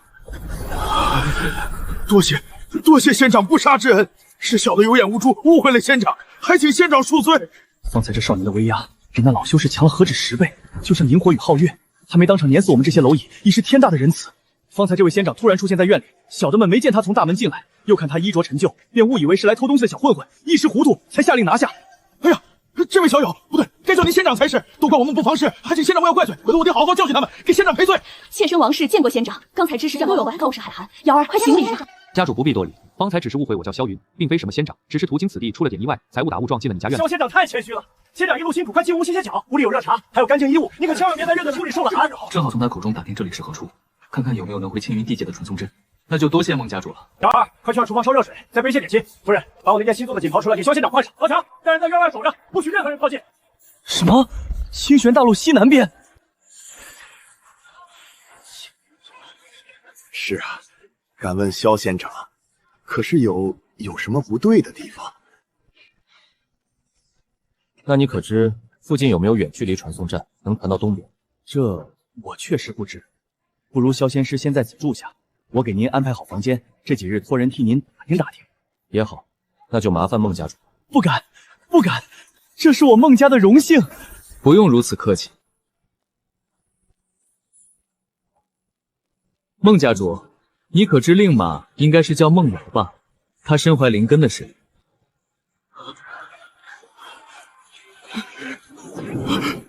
什么？寻常凡人若知道孩子有修仙资质，怕是要欣喜若狂。可他眼里只有恐慌，像听到了什么可怕的消息。孟家主，令鱼有灵根，你为何？仙长，您刚才说我有灵根，是不是真的？是不是我也能像仙长一样拥有厉害的本事？瑶儿，你胡闹什么？谁让你偷听的？还不快出去！在仙长面前如此失礼，成何体统？爹，仙长说的是真的，对不对？我真的能修仙，对不对？夫人，快把瑶儿拉回去，好好管教，别让她在仙长面前丢人现眼。瑶儿乖，先跟娘回房，有什么事回头再说，别打扰仙长和你爹说话。让仙长见笑了，小女被我们宠坏，不懂规矩，您别往心里去。孟家主不必多礼，令云心性单纯，只是好奇罢了。不过我还是有些好奇，寻常人求之不得的修仙机缘，为何孟家主如此恐慌？萧仙长有所不知，整个柳荫镇除了我，就只有镇长知道，我们都不敢声张，怕引起恐慌。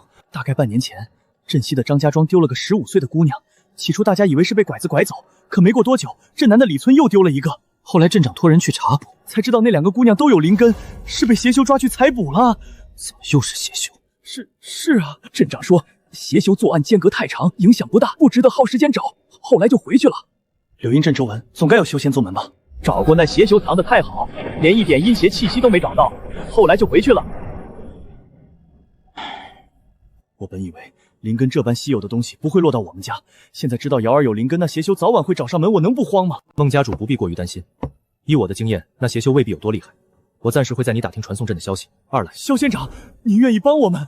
举手之劳。宗云派来的肯定是宁气弟子，这邪修动手如此畏首畏尾，修为定高不到哪儿去。若是筑基邪修，何须怕那2个宁气弟子？孟三父对我礼遇，帮一把，结个善缘。何况那邪修若真在附近，说不定身上有能快速返回青云宗的线索，一举两得。修为巩固在宁气6阶，顺便借天眼之力的感知，留意镇里的动静。那邪修不会安分太久，不必动用通神念，这轻重节奏是梦瑶。进来吧，门没锁。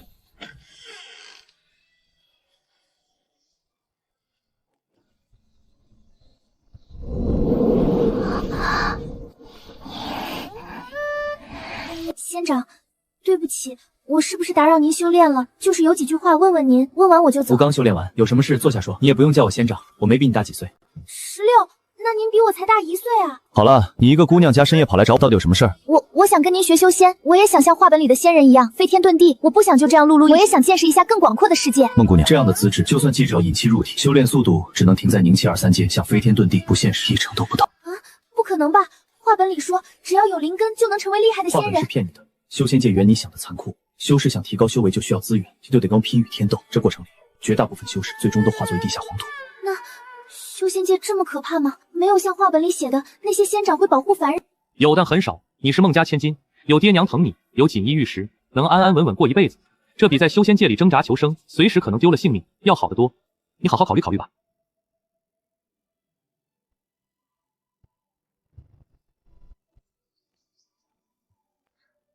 萧云哥哥好。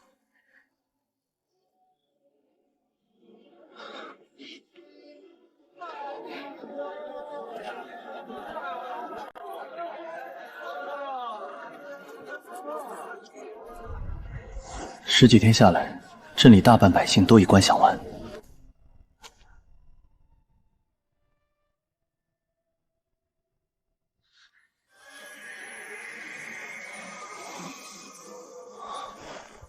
处理的真干净。这邪修不仅狡猾，还懂遮掩痕迹，难怪紫霞宗的人找不到。全力释放通神念。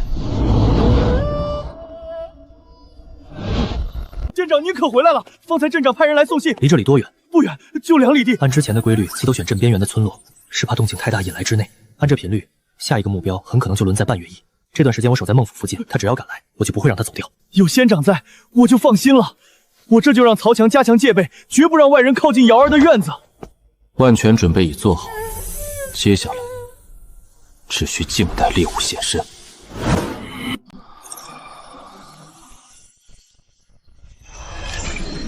来了，他还在墙外，没踏进孟府。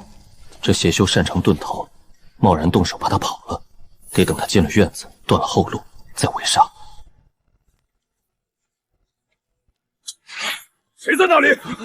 有歹人，快来人！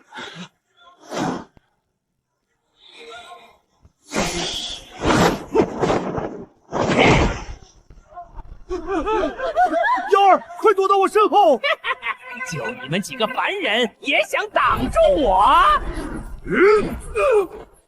瑶儿，画本里的恶鬼也比不上眼前这邪修的1/1000。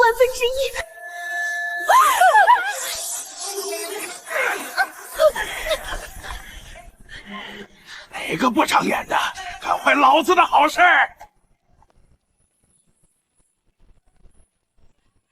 看好他，别过来。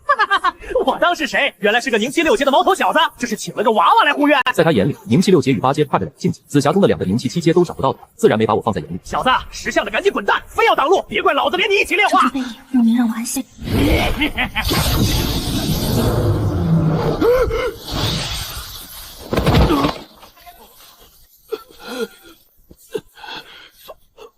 发生了什么？前辈饶命！是小的有眼不识泰山，没认出前辈是隐世的高人，求前辈大人有大量，饶小的一条狗命。仙长的厉害远超我们想象，求前辈饶命！小的愿意给前辈当牛做马。接下来我问你，若有一句假话，后果你知道。前辈问，小的一定知无不言，言无不尽，绝不敢有半句假话。3个姑娘的灵根都被小的炼化了，用来冲击宁气8阶。第2个问题，你有没有同意？没托我，每次都用心灵诀的秘法抹掉了，还把他们的尸体埋在这块乱葬岗下。求前辈相信小的，小的真的没撒谎。前面不过是铺垫，眼下才是我最关心的事。第3个问题，这附近有没有能通往清玄大陆东南方向的远距离传送阵？有，前辈，小的知道，小的知道。距此地300里外的紫霞宗，宗门里就往好几个方向，东南边肯定能到。300里不算远，以我的速度，全力砍路用不了多久。使用传送阵有什么条件？要多少灵石？多久开启一次？条件简单，小的听紫霞宗外门弟子说过，我身上还有方明留下的灵石，再从他这儿榨些，实在不行把它交给宗换灵石，凑100颗不难。离下月初1还有7日，来得及。前辈，小的有用，小的对前辈有用啊！小的储物袋里还有120多颗下品灵石，全给前辈。小的只求留一条贱命，等前辈到了紫霞宗，确认传送阵能用，再杀小的也不迟。小的绝不敢耍花样。储物袋先交出来，至于要不要留你，等我确认了传送阵的事再做决定。谢谢前辈，谢谢前辈，小的这就交，这就交。前辈，小的动不了，您能不能帮小的解一下？孟家主，麻烦先把他绑起来，看好了，别让他死了，也别让他跑了。嘿，好，仙长放心，小的这就让侍卫把他绑结实。我去镇外确认下路线，去就回。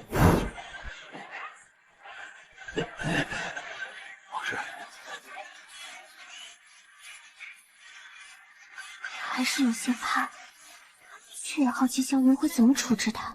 这丫头年纪合适，还有灵根，若能逃脱后抓回来好好炼化，说不定能直接冲击凝气9阶。只要挣团绳子，就能冲出孟府淘金深山躲起来，一边养伤一边抓有灵根的姑娘。等修为恢复，再回来把孟府上下都料理了。孟三夫的财富，孟瑶的灵根都是我的。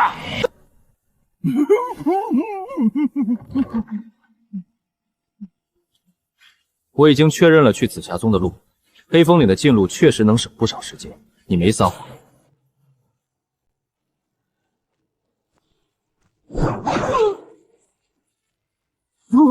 那些姑娘的命，一句求饶，抵不了。他残害凡人，留着也是祸路。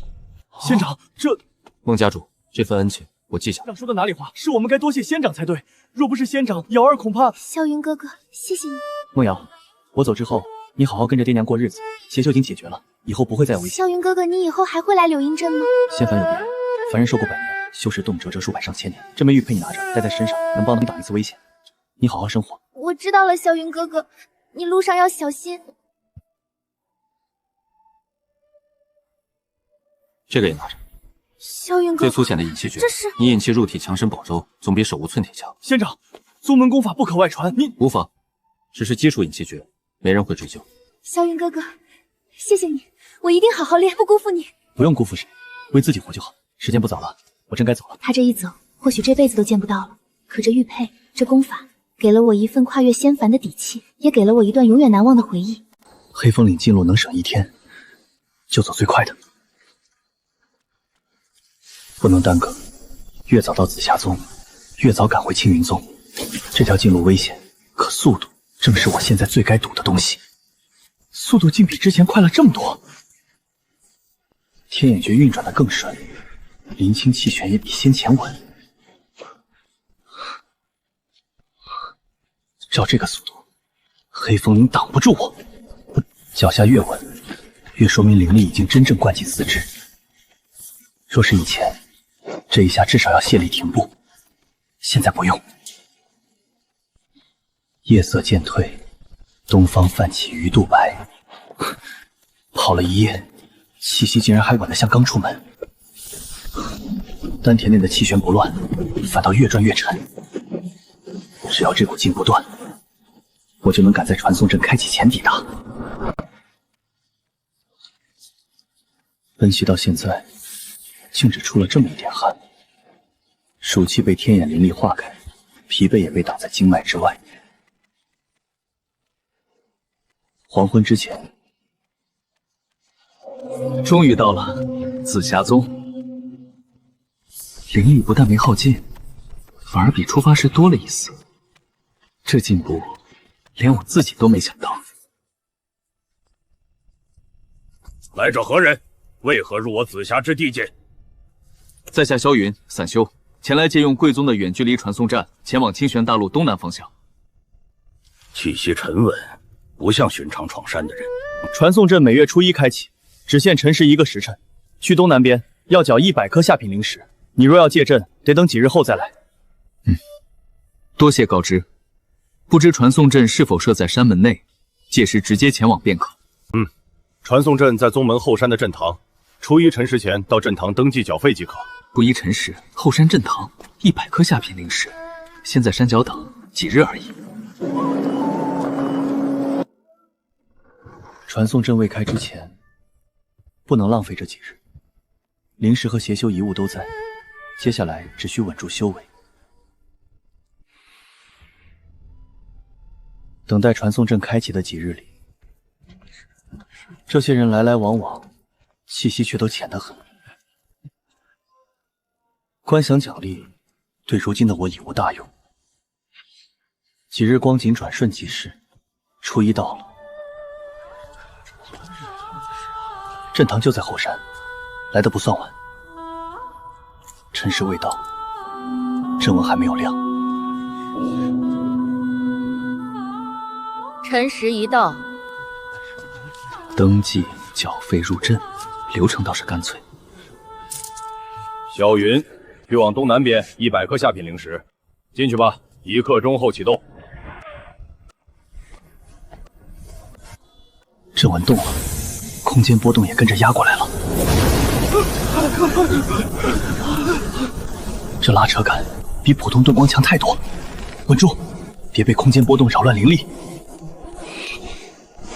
眼前的一切都在扭曲，不能闭眼。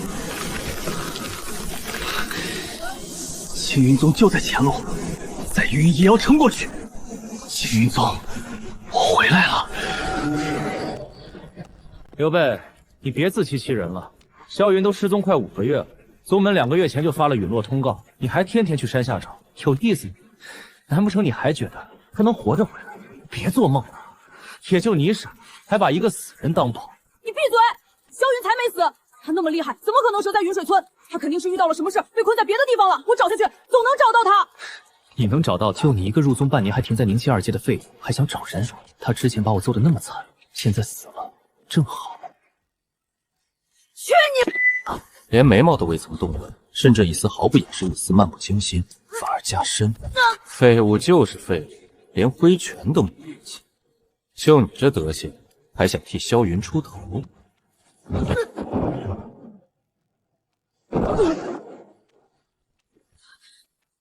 他要是真活着，看到你这副窝囊样，怕是都嫌丢人。怎么，刚才不是挺红的吗？再喊啊，再喊着找萧云啊！你那个厉害的萧云怎么不来救你了？杀了你，黄杰！我要杀了你！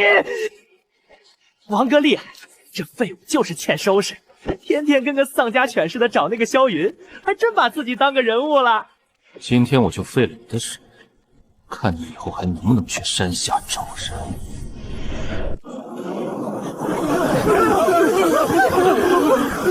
这是什么灵力？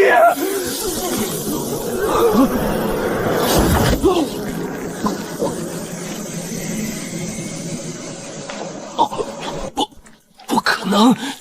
你明明……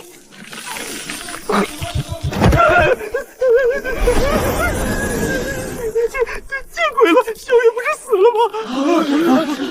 天哪，真的是萧云！他不是陨落了吗？宗门都发通告了。你看他的灵力，王景在他手里跟小鸡似的。萧哥，不是做梦，我回来了。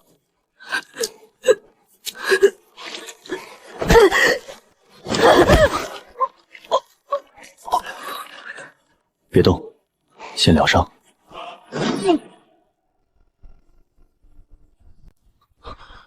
看来当初打你还是打轻了，没关系，今天就让你长长记性。想伤我，没那么容易。凭这个，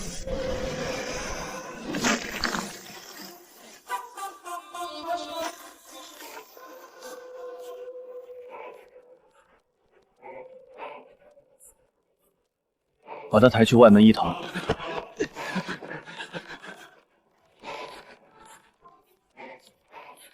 萧哥，别打了，再打就出人命了。放心，死不了，只是让他长长记性。还有你，小哥，我错了，我不是人，我不该跟着王景欺负刘备，求你饶了我，我再也不敢了。我没兴趣跟你这种人浪费时间。住手！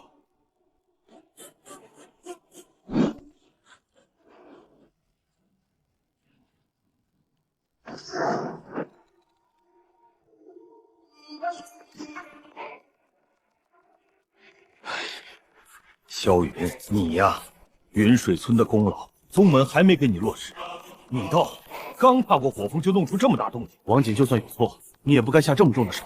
他要废刘备的手腕，果断他四肢，已是留了余地。罢了，爸爸，这件事晚些再说。你先跟我去火峰议事堂，宗门会把该给你的奖励给你。同时，你需要汇报一下情况，这是例行公事，希望你配合。我理解，现在就走。刘备，你先回去养伤，我去就回。麻烦你把我回来的消息告诉林月他们。我明白。萧哥，你只管去，林师姐他们我会联络的。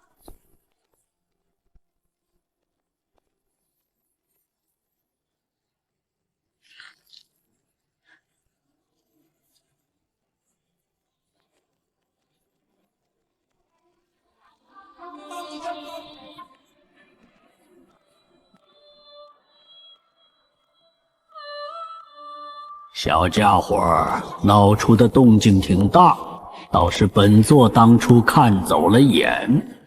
凡俗恩怨到此为止，往后路怎么走，全看你自己。是他，半年前在青牛村给我升仙令的那位修士，没想到会在这里再见。这声音是陈长老，他怎么会在这里？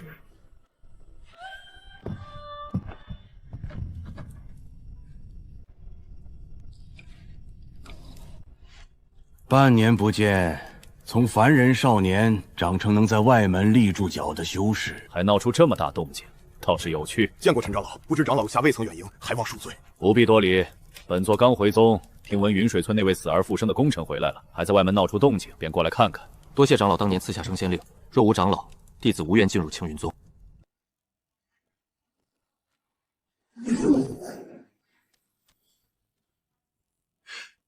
本座只是顺水推舟，你能有今日，靠的是你自己的本事。云水村的任务报告，本座大致扫了一眼，你的功劳宗门已经记下了。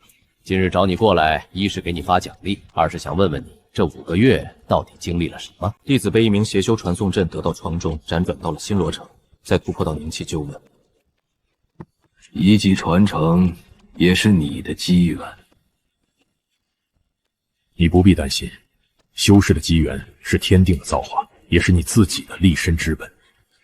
若是青云宗连这点容人中之量都没有，动辄追问弟子的私密机缘，天下修士心寒，再无人愿入我山门。多谢长老体谅谈不上，只是宗门的规矩，本就该护着弟子的机缘。倒是你这份沉稳，比很多内门弟子都强。这是你应得的奖励，打开看看。不必诧异。你击败邪修有功，没有你，另外几个弟子的性命就留在那里了。这份功劳远不是基础奖励能衡量的。宗门赏罚分明，这也算是对你九死一生的补偿。弟子多谢宗门厚赏。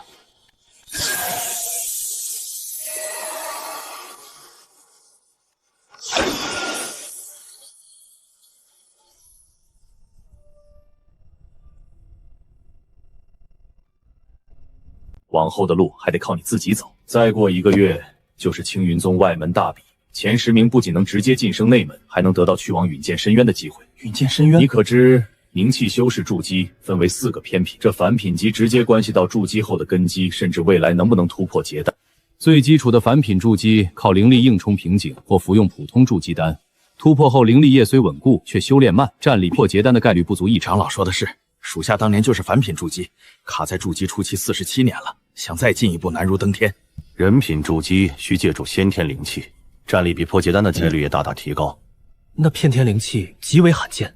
地品筑基需被先天灵气浸润纹，而青云宗附近万里，唯一有先天灵气的地方就是陨剑深渊。长老，那天品筑基呢？天品筑基那都是传说了，青云宗立宗1000年，从未有人见过。或许需要传说中的先天灵液，甚至更特殊的机缘。弟子定不负长老期许，会好好准备大比。我很期待你的表现。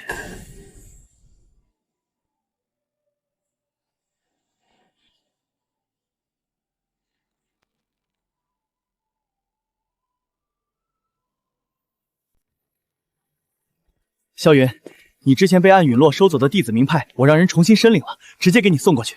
多谢李管事费心。刘备那边我还放心不下，想先去看看。应该的，你要去一堂，从这边竹林小径走，比主路近半炷香。不用换了，住惯了。麻烦李管事。无需客气。后续要是缺草药，想借炼丹炉，直接来找我。那我就不耽误你了，名牌办好，让弟子送衣房去。多谢。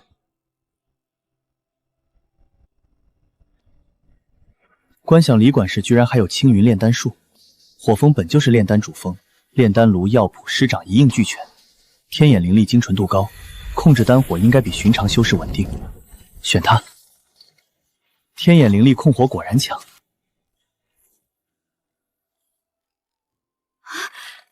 萧哥，别动，躺着就好。医师怎么说？养半个月就好，没事的，萧哥，小伤。这个你拿着，凝气丹能调理身体，还能提升灵力。萧哥，这不行，凝气丹多珍贵啊！你正是需要提升实力的时候。这药现在对我作用不大了。你现在凝气2阶，正需要它稳固境界，养伤时顺便修炼。可是没有可是，我的东西给你用，有什么不行的？谢谢萧哥，我不会让你白给我的，以后我一定好好修炼，再也不做让你担心的事了。这才对，我先走了。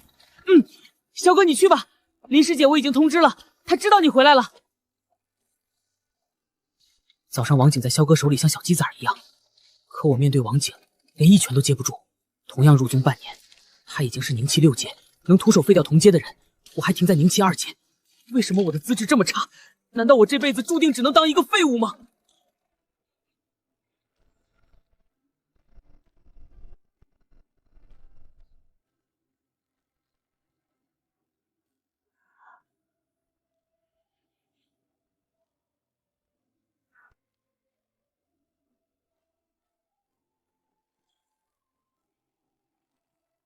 萧师兄，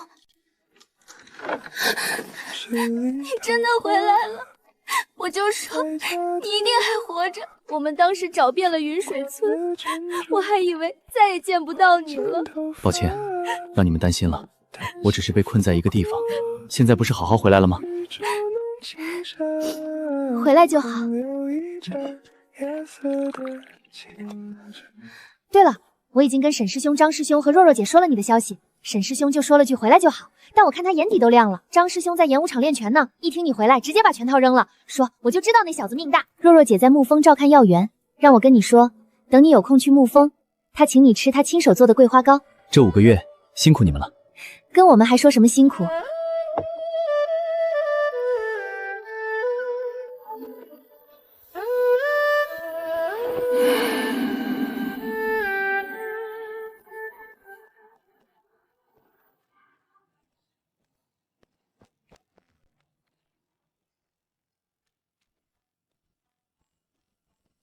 王一鸣，王景的亲哥哥，火凤内门筑基弟子，果然还是来了。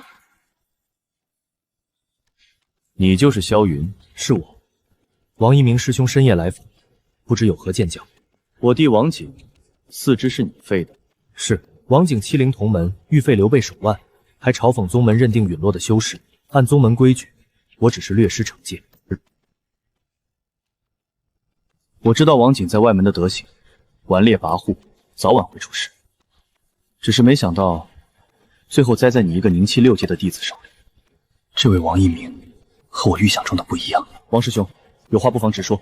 他是我亲弟，性子顽劣，被人教训是活该。但做哥哥的，总不能看着他四肢被废，躺在医堂里，什么都不做。而且我不想因为这事跟你闹到宗门长老面前，坏了你的前程，也落得我以大欺小的名声。所以，你接我一招，我只用3成力，不管你如何应对。这招过后，王景的事我就当没发生过。自从突破到凝气6阶，还没真正试过自己的极限。筑基修士的3成力，正好。筑基修士3成力，确实不算以大欺小，但王师兄最好遵守你的承诺，若我接下了这招，你都不能再找我或刘备的麻烦。只要你接得住，我说到做到。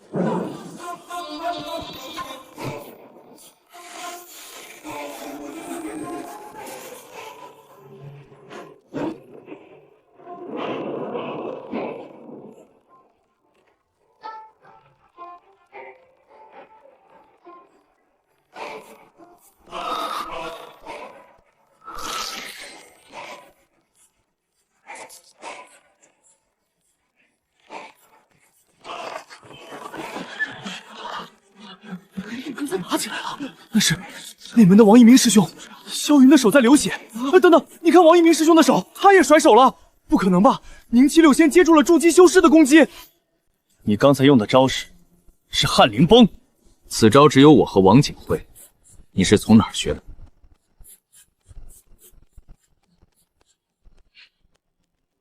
罢了，修仙界机缘遍地，功法流转有万般可能。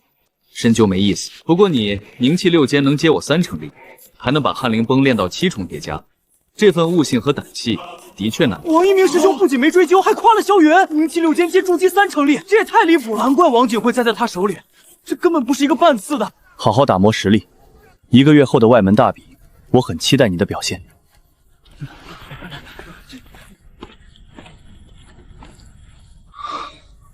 我一直以为他跟王景是一路人。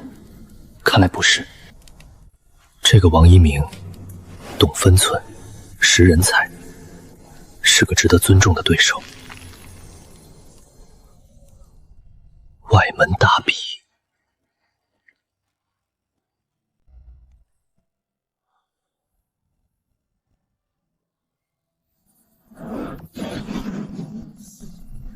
凝气7阶，4天前突破的。炼丹穴的事只能等大比结束再说了。萧哥，你好了吗？该去广场集合了。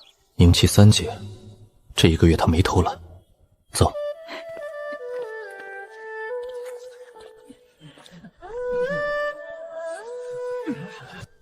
快看，是他，他就是废了王景，还接了王一木师兄一拳的那个。我怎么感觉他的灵力比1个月前更强了？萧哥，他们都在说你呢。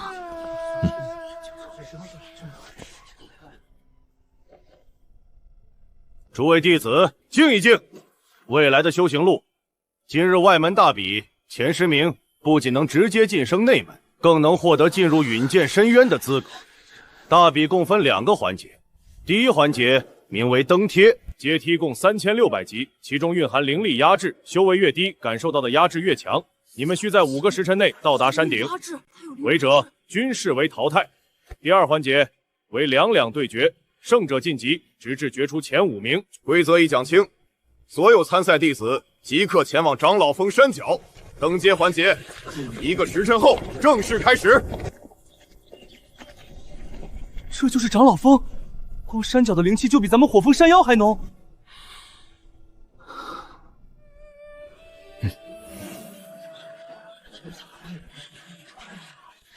加油！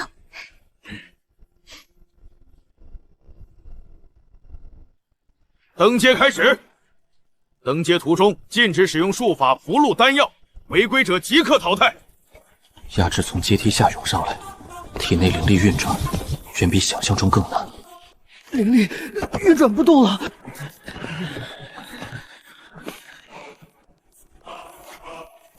小雨，咱比谁先到500级？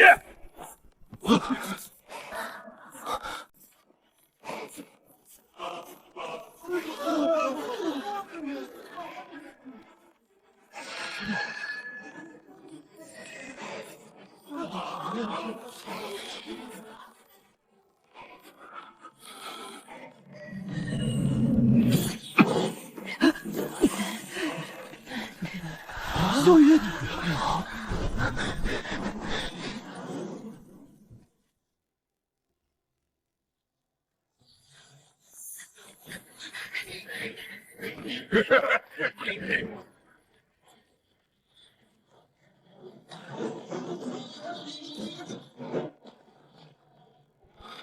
，350阶开始，压制强度翻倍了。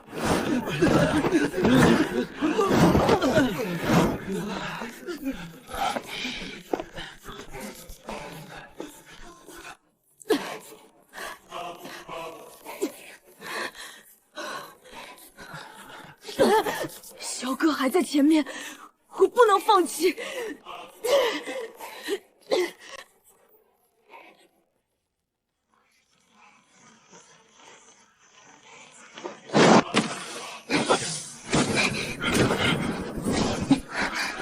600次又是一道坎，看来每200次压制都会翻倍。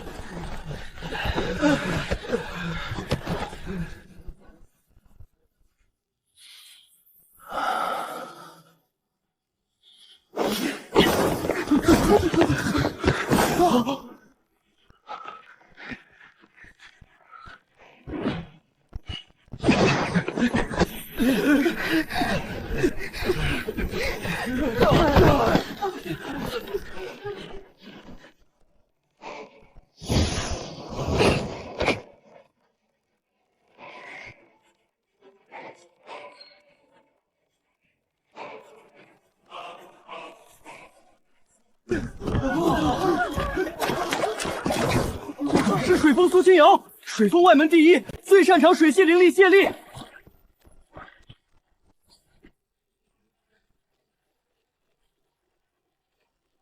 是赵雅师姐，她能借土系灵力与地面共鸣。沐风温情说，最擅长操控灵气。是周烈师兄。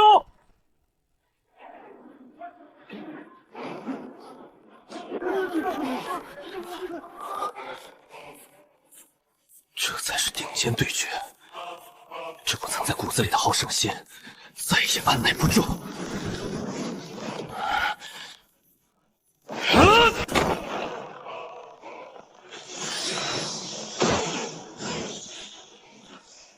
他怎么突然这么快？这家伙到底是什么玩意儿？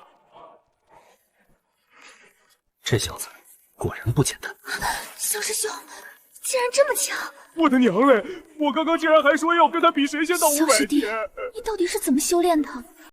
好快，萧云追上齐剑心了，他才凝气7阶，这怎么可能？你真的是凝气？从小到大，习惯被仰望、被追赶，从未有人能把我甩在身后，更何况他只是凝气7阶。天哪，齐师兄动真格了！苏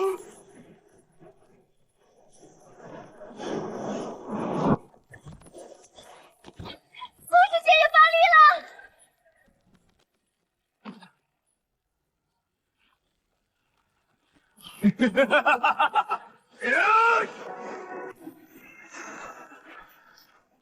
我的天，这哪里是登天，简直是神仙打架！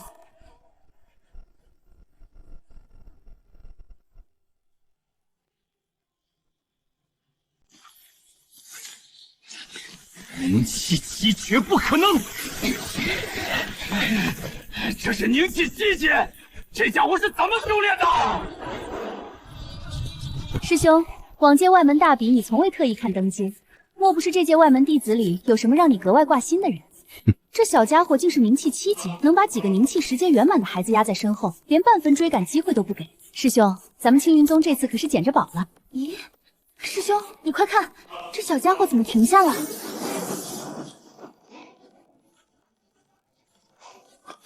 他干什么？这是登阶比拼，每一秒都在争夺时间，难道不怕被超过？哎呀，总算能歇会儿了。压制反而在淬炼灵力，再加上长老峰的灵气远超五峰，正好趁机打磨。不能让他独自抢占灵气，若他恢复甚至突破，我更无反超的可能。妈的，这怪物的吸力也太离谱了！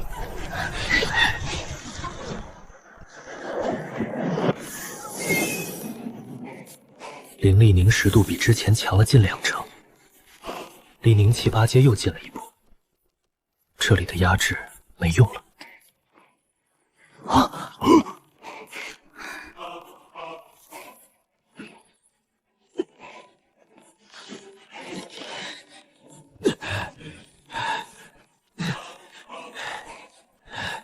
靠，这疯子就不累吗？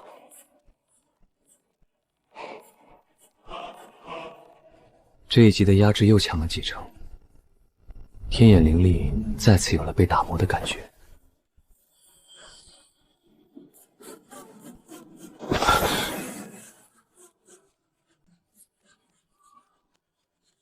他想走就走，想停就停，还借着比赛疯狂提升实力，这根本不是一个量级的较量。他还练？这登爹是给他开的修炼场吗？2次停下，都选在这压制陡增的台阶。第一次3000次，第二次3300次。若只是恢复灵力，何必选择压迫最强的地方？可不是在单纯修炼，是在借机的压迫淬炼灵力。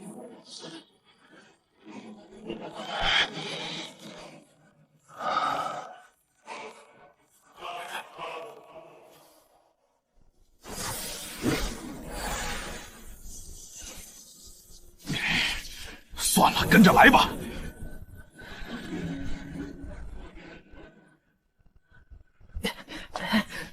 林师弟，别光顾硬冲。这什么情况？苏师姐，你们怎么都在这儿坐着？这台阶的压制是淬炼灵力的好机会。淬炼灵力，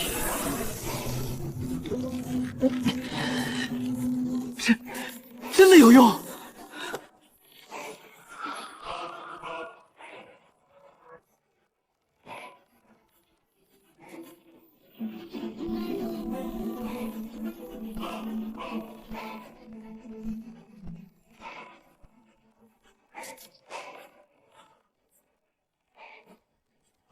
师兄，你看这下方哪还有半点登阶大比的样子，倒像是露天修炼场了。这小家伙当真有趣，他倒好，把赛场变成让所有人受益的修炼地，这份心性与格局比不少内门弟子都强。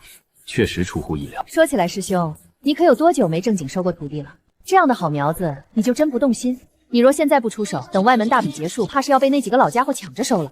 我闲散惯了，我若强行收他，反而限制了他的发展。罢了，我也知你素来这般性子。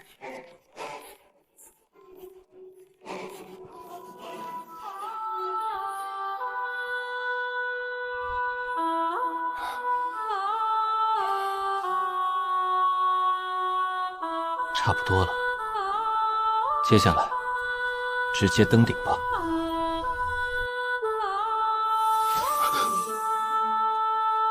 小月，